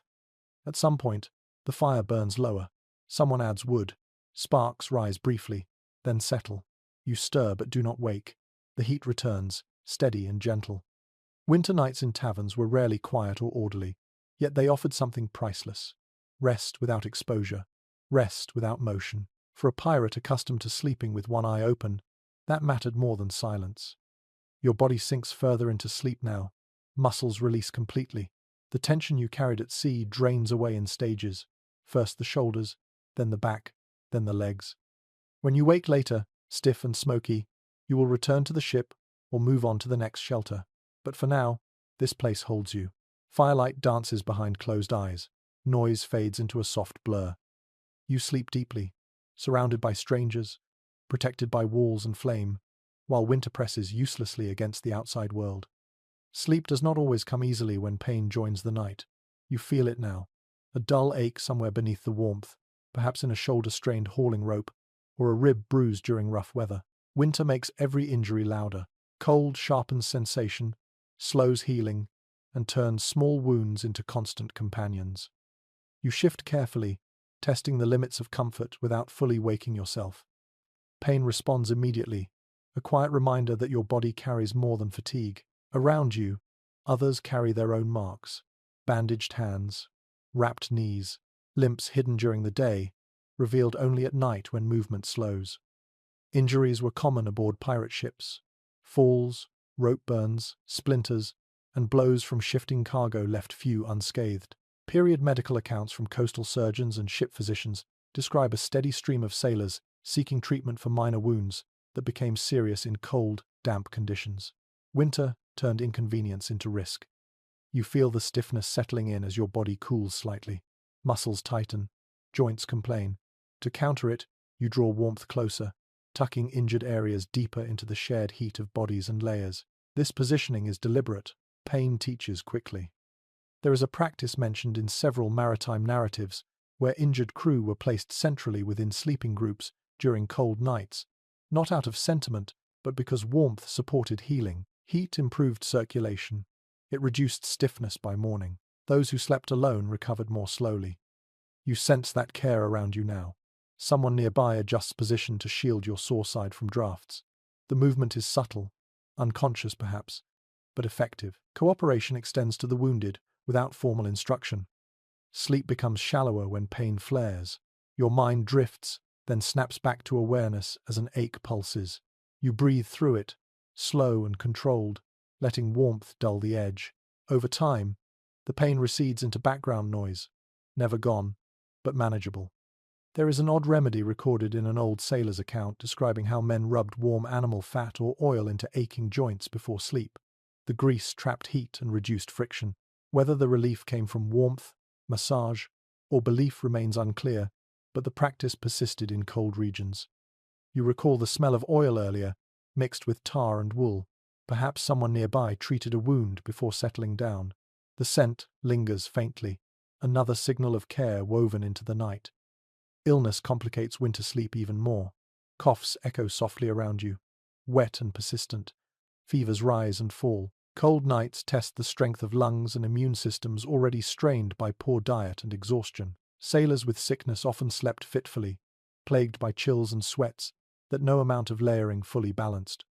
You hear a cough nearby, followed by a weak groan. Someone shifts closer to the center, guided gently by hands that know what to do, keeping the sick warm, matted. Period letters from port cities note that men who slept cold during illness often worsened quickly. There is disagreement among historians about how effective shipboard care truly was. Some argue that lack of medical knowledge doomed many, regardless of effort. Others point out that warmth, rest, and basic hygiene significantly improved outcomes even without modern treatment. Your experience suggests that small measures mattered. You feel your own aches soften as warmth builds. The body responds slowly but faithfully. Blood flows a little easier. Muscles loosen just enough to allow deeper rest. Pain retreats to a distant hum. Dreams come and go, shaped by discomfort and relief. You dream of stretching without pain, of warmth spreading evenly. When you stir, the ache returns briefly, then settles again as you find the right position. There is a quiet discipline to managing pain at sea. Complaints are rare at night. Sound travels. Disturbing others risks breaking shared warmth. Most endure silently, breathing through discomfort until sleep takes them again. You notice how the ship itself seems gentler now. Movements are smaller, sounds softer. The storm has passed. The cold remains, but it no longer assaults. This calm supports healing as much as any remedy. Some sailors believed that pain eased faster during sleep if the injured body part faced inward toward the ship rather than outward toward the sea. The belief has no clear explanation, yet the practice appears in multiple accounts. Perhaps it simply reduced drafts. Perhaps belief itself played a role. You turn slightly, positioning your sore side inward. The cold retreats. The ache dulls. Whether by physics or faith, relief follows. Sleep deepens again, not because pain is gone, but because it has been accommodated. The body learns to rest around it, folding discomfort into the larger task of survival. Around you, others do the same. Injured, sick, tired, yet resting together in a fragile pocket of warmth. Winter does not pause for healing, but it allows it if you work carefully. Your breathing slows, muscles release, pain fades into the background of awareness. The ship carries you forward, and with it, the quiet hope that morning will bring a little less stiffness, a little more strength. For now, you sleep as well as you can, held by warmth, patience, and the unspoken understanding that tonight, endurance is its own kind of medicine.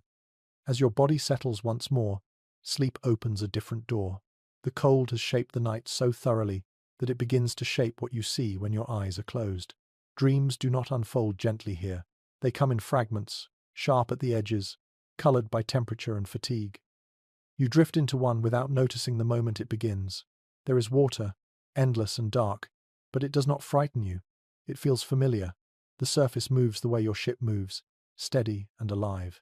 In the dream, you are wrapped tightly in cloth, heavy and warm, yet your face remains exposed to cold air. The contrast mirrors reality so closely that you barely register the difference. Cold alters dreams. Sailors have described this across centuries, noting how winter sleep brought visions that felt more intense, more physical. Heat dreams blur and soften. Cold dreams sharpen. They press closer to waking life. You feel it now.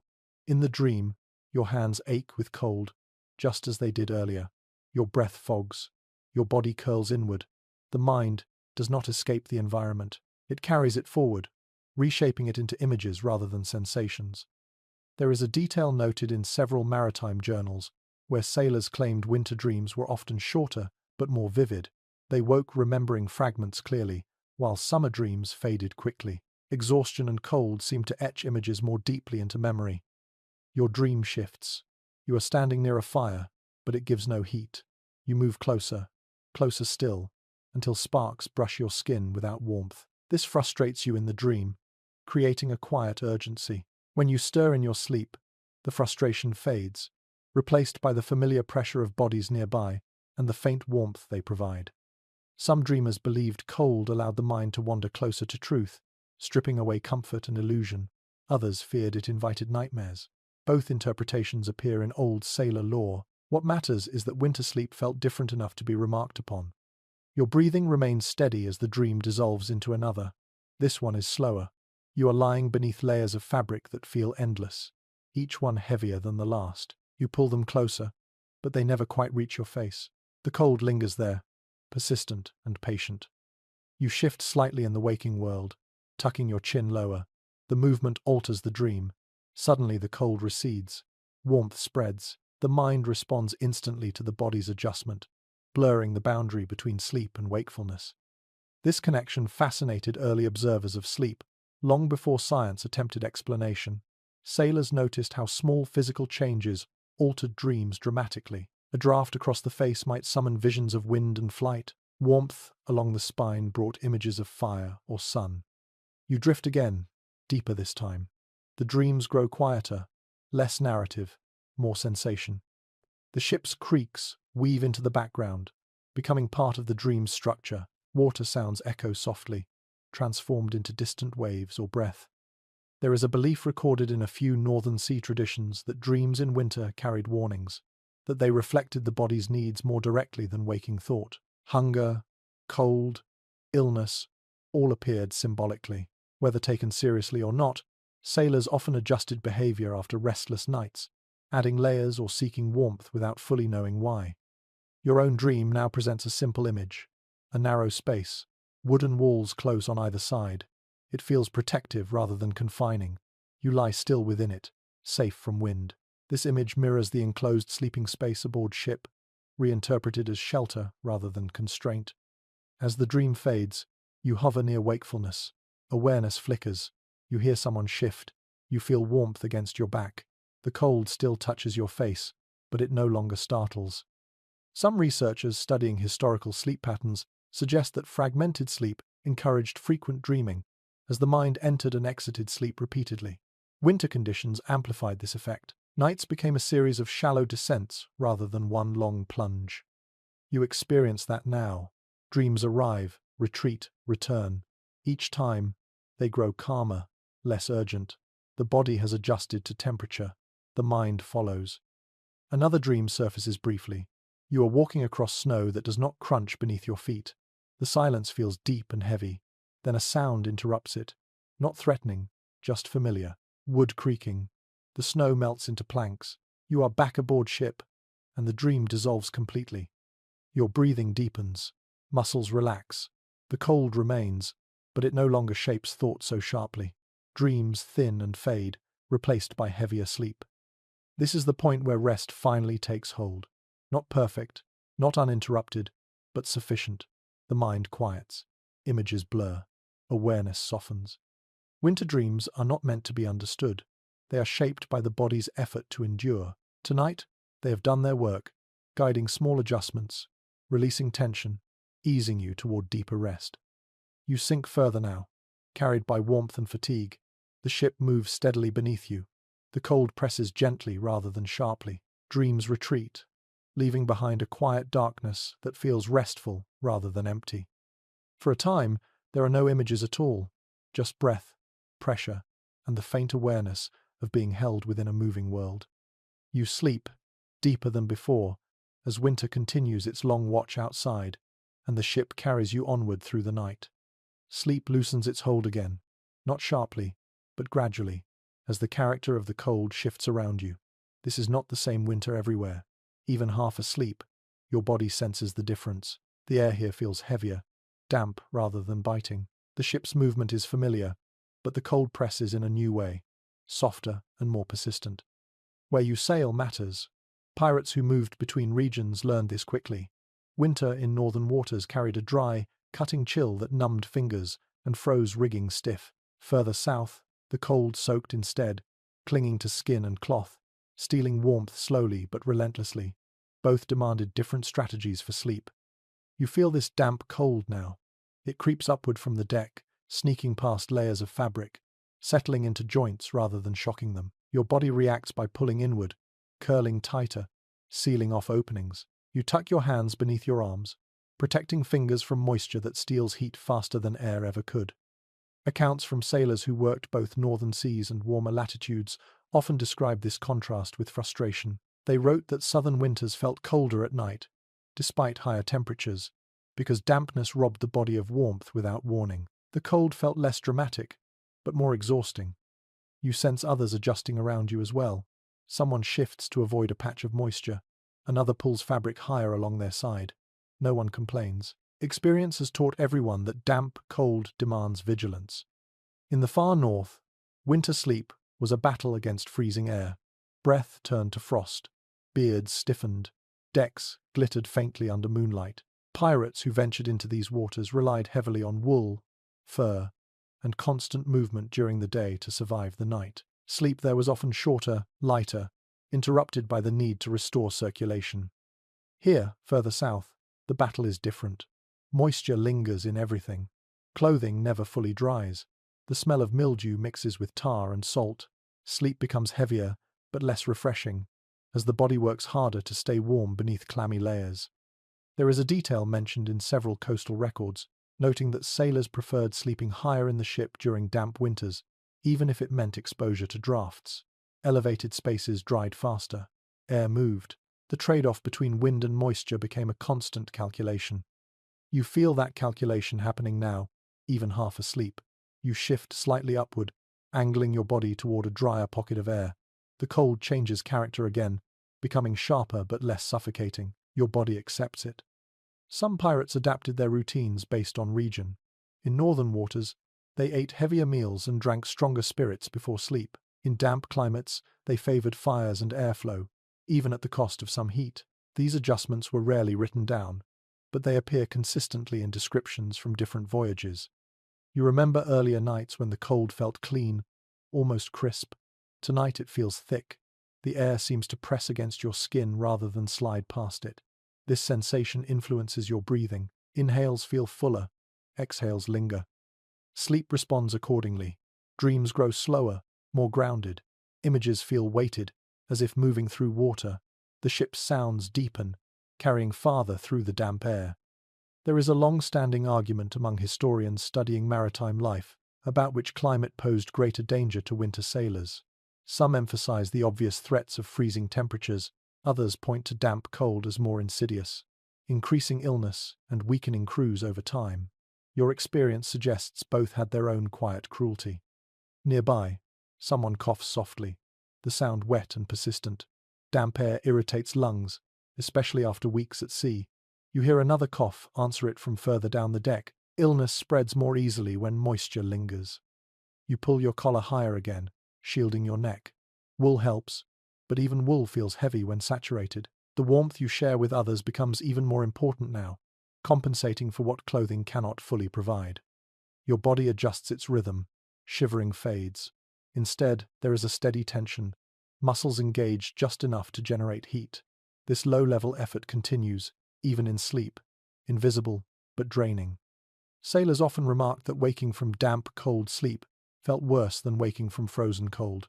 The body felt heavy, sluggish, resistant. You sense that truth now, even before morning arrives. Still, adaptation continues. You find a position that minimizes contact with moisture. Others mirror the movement, creating a new balance within the cluster. Shared warmth persists, though it feels slightly muted. Sleep deepens again, but differently than before. Less vivid dreaming, more blank stretches. The mind conserves energy, focusing on rest rather than imagery. Somewhere in the distance, water laps quietly against the hull. The sound feels closer in damp air, as if carried more efficiently. It blends with breathing and creaking, forming a low, constant hum. You surrender to it, letting the night take its shape around you. Winter is not one thing. It changes with geography, with wind, with water. Pirates learned to read those changes through their bodies long before charts or instruments explained them. Tonight, you sleep in a winter that clings rather than bites. You adjust, you endure, and as the ship moves steadily onward, Your body continues its quiet work of survival, adapting to yet another version of the cold. Sleep carries a different weight when you become aware of who surrounds you, not just bodies, but ages, experience, strength, worn thin or still growing. Winter nights reveal these differences quietly, without commentary, through breathing patterns, movement, and how quickly cold reaches bone. You notice it now. The younger bodies sleep harder, heavier. Their breathing is deep, almost reckless, as if the cold has not yet learned all their weaknesses. Limbs sprawl slightly farther from the center of warmth. They trust the night more than they should. Exhaustion carries them under quickly, and they stay there longer. Older bodies tell a different story. Their sleep is lighter, interrupted by small adjustments. They shift more often, protecting joints that stiffen easily in cold. Hands curl inward instinctively. Knees draw closer to the chest. Age has taught them where warmth escapes first. Pirate crews were rarely uniform in age. Contemporary descriptions from coastal officials and captured crew lists show men ranging from teenagers to sailors well past their physical prime. Winter did not treat them equally. Younger crew bounced back faster in the morning. Older ones carried the cold with them into the day. You feel the difference in shared warmth. Younger bodies radiate heat generously. Their circulation runs strong. Older bodies conserve, holding warmth closer, releasing less into the shared space. Neither is selfish. It is biology shaped by time. There is a detail found in several port interrogations where captured pirates mentioned that older crew often slept nearer the center of groups during winter. This was not formal privilege. It was practical recognition. Those who suffered more from cold needed protection to remain useful. The crew adjusted without discussion. Gender plays a quieter role here, but it exists. Despite popular imagination, women did sail with pirate crews, though far fewer than men. When present, their nights were shaped by additional layers of caution. They slept closer to trusted companions, closer to light or exits, balancing warmth with safety. Accounts of women, pirates, and sailors often emphasize disguise or exceptional status, but winter sleep strips away legend. Cold does not care who you are. Smaller bodies lose heat faster. Those with less muscle mass shiver sooner. Layers and positioning mattered more than reputation. You sense how space is negotiated differently when vulnerability increases. Bodies form tighter clusters. Contact becomes more deliberate. Protection is extended quietly, not announced. There is an unspoken rule that appears again and again in personal narratives. No one sleeps entirely alone during winter, unless they choose to. Isolation invites danger. Even the most private among the crew accepts proximity when cold deepens. You feel someone younger than you press closer, seeking warmth without realizing it. Their breathing is fast, steady. They trust that someone else will wake if needed. That trust rests partly on age. Older crew members often woke more easily, more often, acting as informal guardians even in sleep. Some historians studying shipboard social dynamics suggest that age hierarchy softened at night. Daytime authority gave way to nighttime necessity. Strength mattered less than warmth. Experience mattered more than force. You feel that shift now. The night does not belong to the strongest voice or sharpest blade. It belongs to those who understand how to endure it. There is an old sailor saying, preserved in fragments of oral history, that winter turns everyone into children again, needing warmth, needing closeness, needing reassurance. Whether true or not, the sentiment captures something real. You notice how breathing patterns align across ages, slower here, faster there. Yet over time, they settle into a shared rhythm. The body adapts to the group, matching pace unconsciously. Dreams differ too. Younger sleepers twitch, reacting to imagined movement. Older ones lie still, dreams deeper but shorter, interrupted by awareness of cold or ache. You drift somewhere between, aware of both ends of the spectrum. The night makes no allowance for pride. Those who resist shared warmth suffer quietly until they give in. Those who accept it earlier rest better. Age teaches this lesson faster than youth. There is debate among historians about whether pirate crews were unusually inclusive for their time, particularly regarding age and background. Some argue that survival at sea forced practical equality, others caution against romanticizing hardship. What you feel now suggests that winter demanded cooperation regardless of belief. A cough from an older throat breaks the rhythm briefly. Someone younger shifts, making space, offering warmth. The gesture is small, automatic, learned through repetition rather than instruction. You feel the group settle again. Warmth redistributes. The night resumes its steady pressure. Gender, age, strength, experience all exist here, layered beneath the shared task of enduring cold. They shape where you lie, how you breathe, how quickly you wake. But they do not divide the group. Winter flattens hierarchy into necessity. Sleep deepens again, carried by that necessity. You rest among bodies at different stages of life, bound together by cold and motion, by the quiet understanding that everyone here depends on everyone else. The ship creaks softly. Water moves alongside. Winter continues its slow test outside. Inside, age and youth share warmth, trading vigilance for rest as the night carries on. Sleep grows lighter again, not because of cold or discomfort, but because of tension, not fear exactly, expectation. Even at rest, you can feel it moving through the ship like a low current. Authority does not sleep as deeply as exhaustion, and tonight, authority presses gently against comfort. You sense it in the way bodies remain arranged, not sprawling, not careless. Even now, even warm enough to rest, everyone keeps a shape that can be broken quickly. Knees bent, arms free, boots still on. Comfort is allowed, but never at the cost of readiness. Discipline aboard pirate ships is often misunderstood. It did not resemble naval rigidity, but it existed all the same.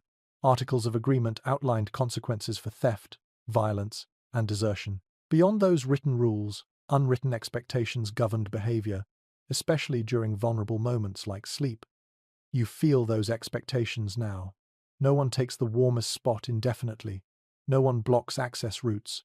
No one sleeps so deeply that they cannot be woken. Comfort is shared, but always balanced against the need to respond. Some captains enforced this balance strictly. Under their command, sleep came in shorter stretches. Positions were assigned and rotated. Fires were limited. Warmth was rationed. These leaders believed hardship preserved discipline, and discipline preserved survival. Others ruled differently. They allowed clustering. They tolerated longer rest when conditions were calm. They trusted their crew to wake when needed. Loyalty grew under such leadership, strengthened by shared comfort rather than constant strain. You can tell what kind of captain you serve by how the night feels. Tonight, comfort exists, but within boundaries. That suggests a leader who understands both sides. Warmth is permitted. Order is maintained. There is an account from a captured merchant who later described a pirate ship as quieter at night than many naval vessels. He noted fewer shouted commands, fewer sudden movements. Control was maintained through expectation rather than constant correction. That atmosphere allowed rest without sacrificing readiness. You feel that atmosphere now. The ship hums with restrained energy. Even in sleep, it feels prepared. Some historians argue that pirate crews thrived precisely because they balanced freedom with structure. Too much chaos invited disaster. Too much control bred resentment. Nighttime routines reveal this balance more clearly than daytime bravado ever could. You adjust slightly, careful not to disrupt others. Someone else shifts in response, making room without complaint. This silent negotiation preserves both warmth and order. Cold presses gently at your face. Warmth holds your core. The balance mirrors the larger one aboard the ship. Exposure and protection, freedom and rule, comfort and vigilance. You recall how earlier, in port or tavern, sleep felt deeper, less guarded. Here, even when conditions are calm, part of you remains alert. The ship is not land. It never fully releases you. There is a quiet understanding that night is when danger often arrives. Enemy ships approach under cover of darkness. Storms gather unseen. Ice forms silently. Sleep must coexist with awareness. This understanding shapes how deeply you allow yourself to rest. Dreams stay closer to the surface. Muscles remain engaged just enough to respond. Breathing slows, but does not fully surrender.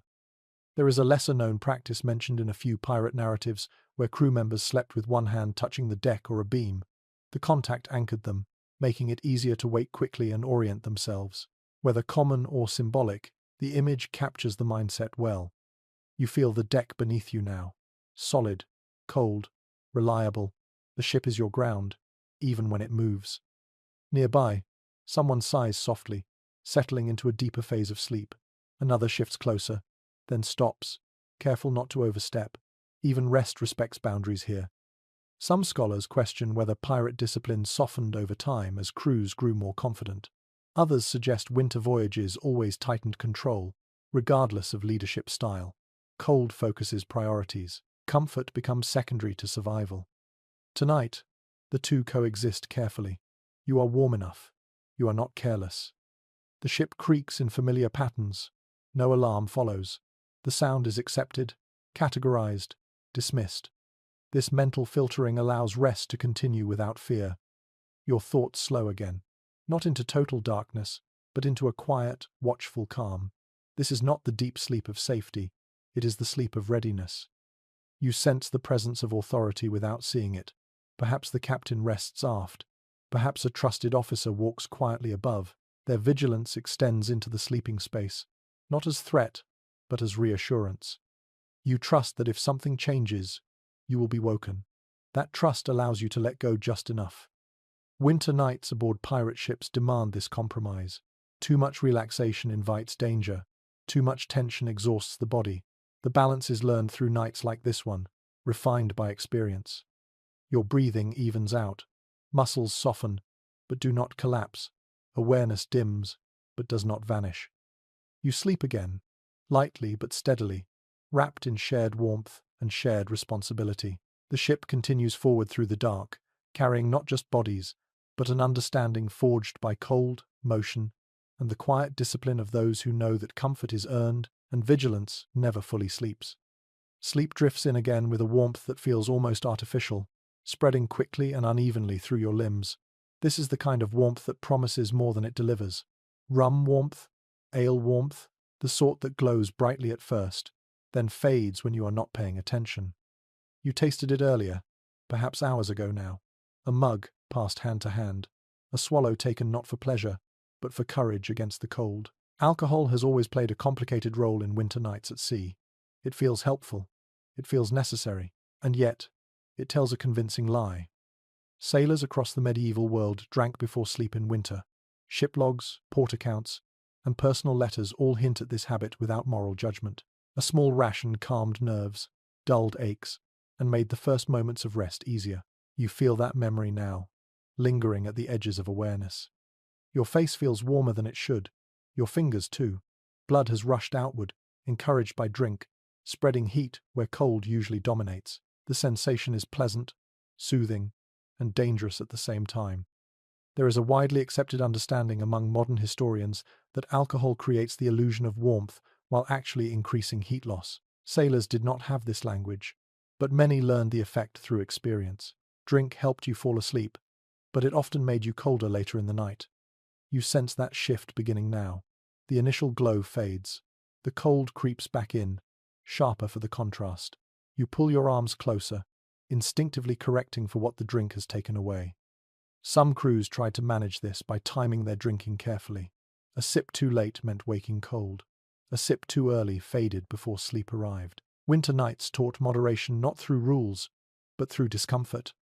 There is a curious detail found in several coastal court testimonies, where sailors claimed they slept better sober during the coldest nights. Others insisted the opposite. The disagreement runs through historical accounts without resolution. Bodies respond differently. Belief shapes experience as much as chemistry.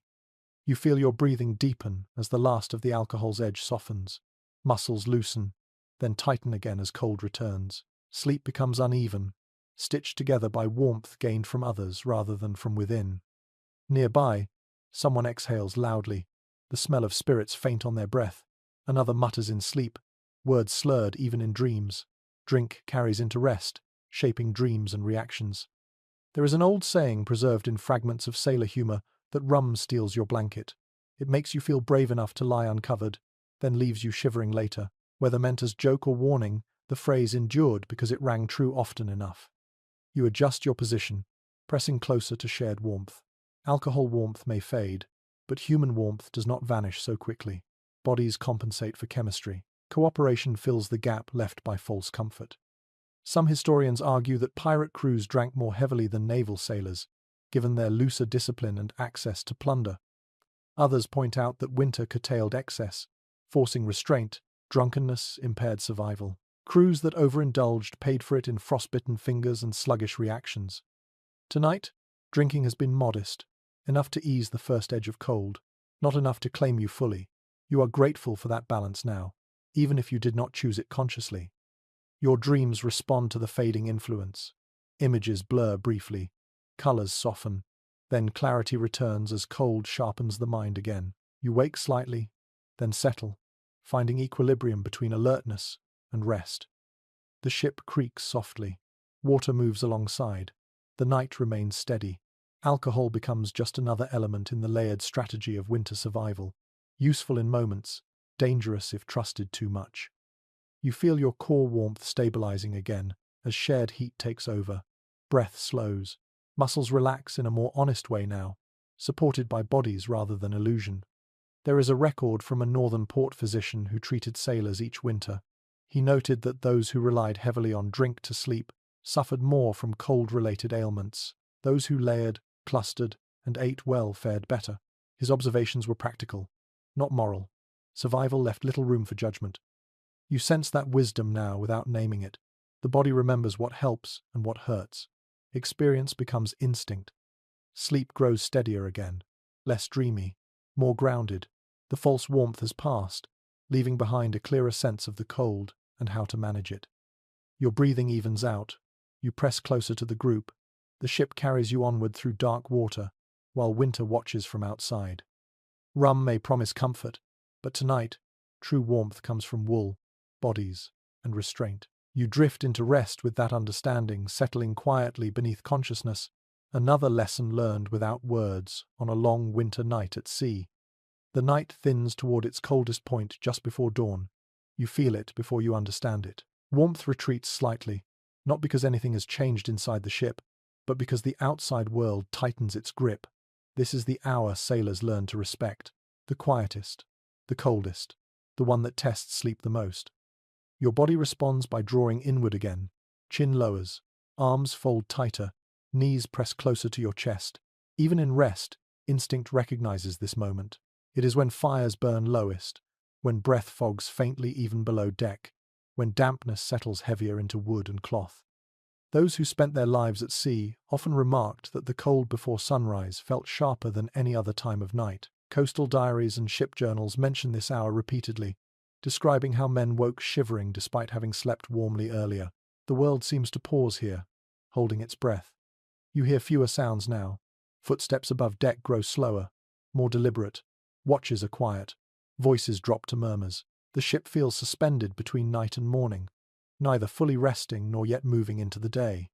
Sleep becomes fragile again. Dreams pull away easily, replaced by awareness of cold air against your face. You blink without opening your eyes, adjusting to the sensation. This is not panic, it is preparation. There is a detail noted in several old sailor accounts, where men describe this hour as the one when resolve was tested. The body wants to curl inward and stay still. The day demands movement soon. Those who manage this transition well conserved strength. You feel someone nearby shift, perhaps waking briefly, perhaps just adjusting. Another body presses closer, reclaiming warmth that drifted away. Shared heat becomes more precious now than at any other point in the night. The ship creaks softly, as if aware of the change. Wood contracts slightly in the cold. Joints tighten. The familiar sounds deepen, taking on a heavier tone. You register these changes without fully waking, your mind categorizing them as normal, expected. Some sailors believed this hour invited misfortune, that accidents were more likely just before dawn, when fatigue peaked and vigilance slipped. Whether superstition or observation, the belief shaped behavior. Movement slowed. Tasks were double-checked. Sleep stayed lighter. You feel that lightness now. Your rest is shallow, ready to break. Muscles remain engaged. Breathing stays steady but alert. Cold presses at the edges of the group. It slips through gaps in clothing, finds skin where layers shift. You respond by sealing those gaps instinctively. Collar higher, hands tucked deeper. The adjustments are small but precise. There is an odd comfort in this shared struggle. Everyone feels it. Everyone responds. No one complains. The night has reached its final test, and the crew meets it together. Some historians suggest that repeated exposure to this pre-dawn cold trained sailors to wake early, their bodies conditioned to rise with the chill. Others argue that the cold simply forced awareness upon exhausted minds. Either way, Winter reshaped sleep patterns. You sense your own wakefulness increasing. Not fully awake, but closer. Thoughts begin to form again, slow and heavy. Morning duties hover at the edge of awareness without demanding attention yet. A faint change in sound signals that dawn is approaching. Water moves differently. Wind shifts. The ship seems to inhale slowly, preparing for the day. You do not rise yet. You take what rest remains. This final stretch of sleep, though light, matters. It carries you into the morning with a little more strength. The cold reaches its peak, then holds. Your body endures it, supported by layers, bodies, and habit. You breathe steadily, refusing to shiver, conserving energy for when movement is required. Someone above deck clears their throat softly. A lantern shifts. The night begins to loosen. Sleep fades, not abruptly, but like mist thinning. You are still resting, but no longer drifting. Awareness returns gently, guided by cold and sound. Winter nights aboard ship end this way, not with alarm or light, but with a quiet tightening that pulls sailors toward wakefulness. You feel it now, poised between rest and readiness, waiting for the day to claim you. Morning does not arrive cleanly. It seeps in, diluted and hesitant, carried more by sound than by light. You sense it before you see anything change. The ship's movements shift again, becoming more purposeful. Ropes are tested. A footstep above deck lands with intention rather than routine pacing. The night loosens its hold, but it does not vanish. You remain still for a moment, suspended between sleep and waking. This is the last quiet pocket before the day demands your body back. Cold still presses at your face and hands, but it feels different now, less threatening, more negotiable. Pirate ships often woke earlier than naval vessels, especially in uncertain waters. Surprise favored those already alert. Logs and testimonies from captured sailors suggest that crews rose with the first usable light, not sunrise itself. Winter shortened that window, compressing rest and labor closer together. You feel the group around you stirring. No one leaps up. Movements are slow, economical. Someone stretches a leg carefully. Another rubs hands together, coaxing blood back into fingers. A quiet groan escapes, then stops. Complaints are rare this early. Everyone understands what the day requires. There is a subtle difference between this waking and the kind you knew on land. No yawning leisure, no gradual ease into the day. The ship demands readiness first, comfort later. Sleep ends because it must, not because you feel rested. You push awareness fully into your body now. You take inventory, fingers stiff but responsive, legs heavy but workable, breath steady. The night did not defeat you. That counts as success. Some historians have compared pirate morning routines to those of naval crews, noting similarities shaped by environment rather than ideology. The sea dictated rhythm more than rank. Both rose early, both prioritized readiness. Differences emerged later, in discipline and hierarchy, not in the raw mechanics of waking. You sit up slowly, careful not to rush blood from your head. The deck is colder now than it was earlier, having released its stored warmth overnight. You feel it immediately through boots and cloth. The sensation sharpens focus. Nearby, someone offers a hand briefly, steadying themselves more than you. Another stands and steps away, making room. The sleeping space dissolves quickly, reforming into a working environment without ceremony. The sounds of morning grow clearer. A bucket scrapes. A line is hauled. A low voice issues a short instruction. The ship stretches itself awake, just as the crew does. You glance toward where the brazier had been earlier. Cold ash now. No heat left to borrow. The day will provide its own warmth through movement, if the weather allows. There is an overlooked detail in several accounts from winter voyages that mentions how sailors dreaded stopping after dawn. Movement kept cold at bay. Standing still invited stiffness and pain. Morning labor became a way to generate heat as much as accomplish tasks. You feel that truth immediately. As you stand, muscles protest briefly, then warm as blood flows. The ache from the night recedes just enough to allow motion. Sleep has done its work, even if it felt shallow. Above deck, the sky begins to show itself. Not bright, not welcoming, but present. Grey light spreads slowly across low clouds. You inhale, the air colder but cleaner than below deck. The smell of night lingers on your clothes, but fresh wind cuts through it. Some pirates preferred to sleep above deck in winter mornings, letting dawn wake them naturally. Others avoided it, knowing frost and wind punished exposed skin. Choices varied, shaped by experience and personal tolerance. You join the rhythm of the ship, hands moving automatically through familiar tasks. Coil rope, check knots, shift weight with the deck. The body remembers what the mind has not yet fully engaged. There is debate among historians about whether pirates slept less than other sailors due to heightened danger. Some argue that constant threat shortened rest. Others point out that necessity enforced efficiency rather than deprivation. Sleep adapted rather than diminished. You feel that adaptation now. You are not fully rested by modern standards, but you are functional, alert, ready. The night gave you what it could. Cold remains present, but it no longer dominates. Daylight changes the relationship. You can see the cold now. Frost on rope, pale breath in the air. Visibility transforms discomfort into manageable reality. Someone nearby laughs softly at nothing in particular. The sound is brief, but telling. Survival through the night brings relief, even if no one celebrates it openly. As the ship moves forward into the grey morning, sleep recedes into memory. Its lessons remain: how to layer, how to cluster, how to endure. Winter has not ended, but another night has been met and passed. You work now, warmed by motion, guided by habit. The sea stretches ahead, indifferent and endless. When night comes again, you will remember what to do. For now, the day claims you, and sleep fades quietly into the background, its purpose fulfilled. By the time the day has fully taken shape, you feel the cold differently. It no longer attacks in sharp bursts or creeping damp.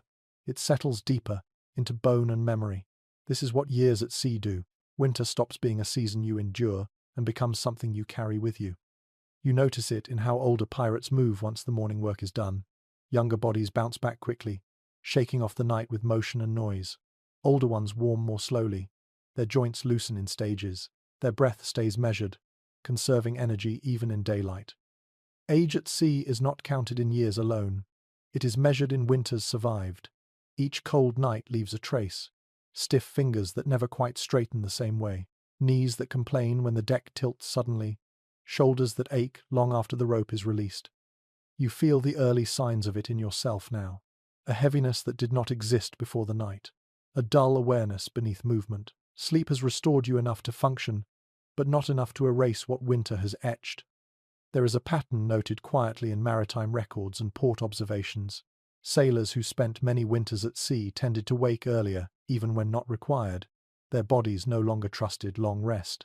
Cold trained them toward vigilance, waking them before stiffness fully set in. You sense that instinct forming. Even if given the chance, you would not sleep much longer. The body prefers motion now, warmth through effort rather than rest. Older pirates often adjusted their sleeping habits as years passed. They sought positions closer to warmth earlier in the night. They layered more carefully. They avoided damp areas instinctively. Experience refined their choices until they felt automatic. Some accounts suggest that aging pirates gravitated toward roles that allowed less exposure to night cold. Steering, navigation, supervision. Others stayed on deck out of pride or necessity, accepting the toll without complaint. There is disagreement among historians about how long pirate careers typically lasted. Some argue most died young. Others point to evidence of seasoned veterans active well into middle age. Winter survival played a role in who lasted. Bodies that adapted endured. Others faded quickly. You feel respect for those older bodies around you now. They carry knowledge written not in words, but in habits. How to sleep just enough. How to position joints. How to wake without injury. During the night, you noticed how older crew shifted less dramatically, conserving warmth and energy. Their movements were efficient, deliberate, nothing wasted. Cold punishes waste first. Sleep itself changes with age at sea. Dreams shorten. Waking becomes easier. Rest becomes something you dip into rather than surrender to. Winter accelerates this transformation. There is an old saying preserved in fragments of sailor humor that winter steals years faster than storms. It sounds exaggerated until you live through enough cold nights. Then it feels precise. You feel that truth settling now. The night did not defeat you, but it took something small, a little elasticity, a little ease. It will not return. And yet, there is strength in this adaptation. Bodies that learn to sleep lightly in winter survive better. They respond faster. They protect themselves instinctively. Aging at sea is not just decline, it is refinement. You think back to the night just past. How quickly you learned where to place your hands, how naturally you curled inward, how you woke before dawn without alarm. These are not losses, they are adjustments. Some scholars suggest that veteran sailors often slept less overall, but more efficiently. Their rest came in precise intervals, tuned to the ship's rhythm. Winter sharpened that efficiency. You feel yourself settling into that pattern now. Even as the day unfolds, part of you is already preparing for the next night, choosing clothing, noticing dampness, remembering where warmth gathered most effectively. Cold no longer feels like an enemy to fight, it feels like a condition to manage. This shift marks the difference between surviving one winter and surviving many. The ship moves steadily beneath you. The sea glints faintly in pale daylight. Around you, younger crew talk, laugh, complain about the cold. Older ones listen quietly, hands busy, conserving words as well as warmth. You belong somewhere between those worlds now, no longer careless, not yet hardened beyond feeling. Winter has taught you enough to change how you sleep, how you wake, how you endure. As the day progresses, the night recedes into memory, but it leaves behind its imprint. You carry it in your muscles, your habits, your awareness. When evening comes again, you will recognize the signs sooner. You will prepare more deliberately. You will sleep differently, not because you choose to, but because your body has learned. This is how winters shape pirates over time, not through dramatic moments, but through quiet repetition, night after night, adjustment after adjustment. And as the ship continues forward, you accept this change without resentment. It is the cost of staying alive, the cost of belonging to the sea through its coldest months. The final night of a winter voyage does not announce itself. It feels almost the same as all the others, yet something in you recognizes it, not through sight or sound, but through memory. The cold still presses, the ship still creaks, bodies still gather for warmth, and yet the night feels softer, as if its edges have been worn smooth by repetition. You lie down knowing what to expect now. There is no uncertainty left in the process. Clothing is layered without thought. Hands find familiar positions. Your body curls inward naturally, conserving heat without instruction. What once required attention has become instinct. Around you, the crew settles with the same quiet efficiency. No one fumbles, no one complains. Even the younger ones move with practiced ease now, winter having taught them its lessons. The group forms quickly, warmth redistributing itself as if guided by an invisible map. This last winter night feels reflective, not in words, but in sensation.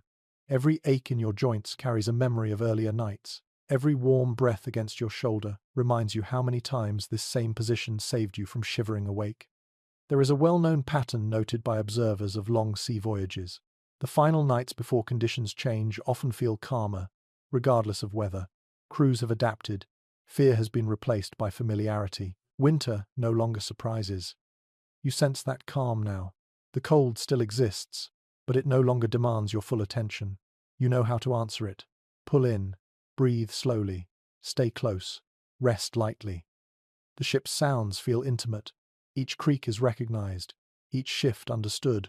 You no longer scan noises for danger automatically. Your mind categorizes them smoothly, allowing rest to deepen.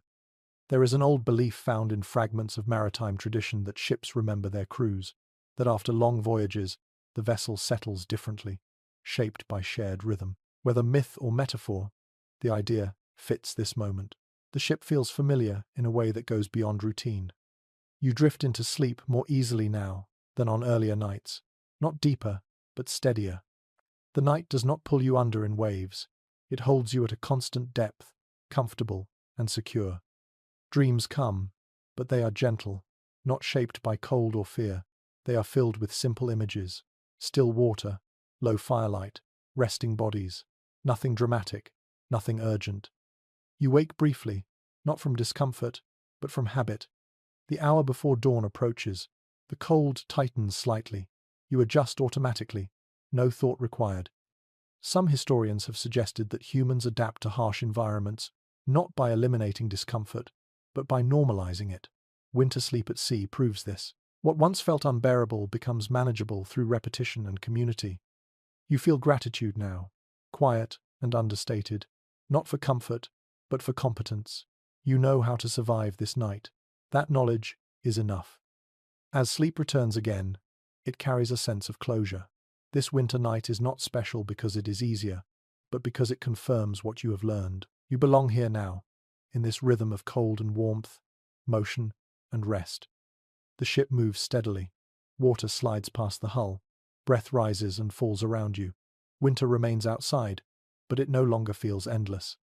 And slowly, without ceremony, the night loosens its grip for the last time this season. Now the pacing slows. The cold that once demanded attention fades into something distant, something no longer urgent. Your breathing lengthens, each inhale deeper than the last, each exhale softer, as if the air itself is becoming heavier and calmer. The ship's sounds grow gentler in your mind, blending into a single, low hum. Creaks smooth into rhythm. Water becomes a quiet presence rather than a force. Even the cold feels less sharp, more like a memory than a sensation. You no longer need to adjust. Your body has found its balance. Muscles release the last of their tension. Hands rest easily. Jaw softens. The effort of endurance slips away. Imagine the night widening around you, not closing in, but opening. The darkness is no longer something to push against. It becomes a blanket, slow and steady, wrapping gently instead of pressing down. You are warm enough, safe enough, still enough. Thoughts drift without forming. Images blur at the edges. The ship continues forward, but you no longer follow its movement consciously. You are carried now, without effort. Let the final traces of cold dissolve. Let the sound of the sea fade into silence. Let sleep deepen naturally, without forcing it. There is nothing left to prepare for, nothing left to endure. Just rest, just breath, just the quiet certainty that for this moment you are exactly where you need to be. Sweet dreams.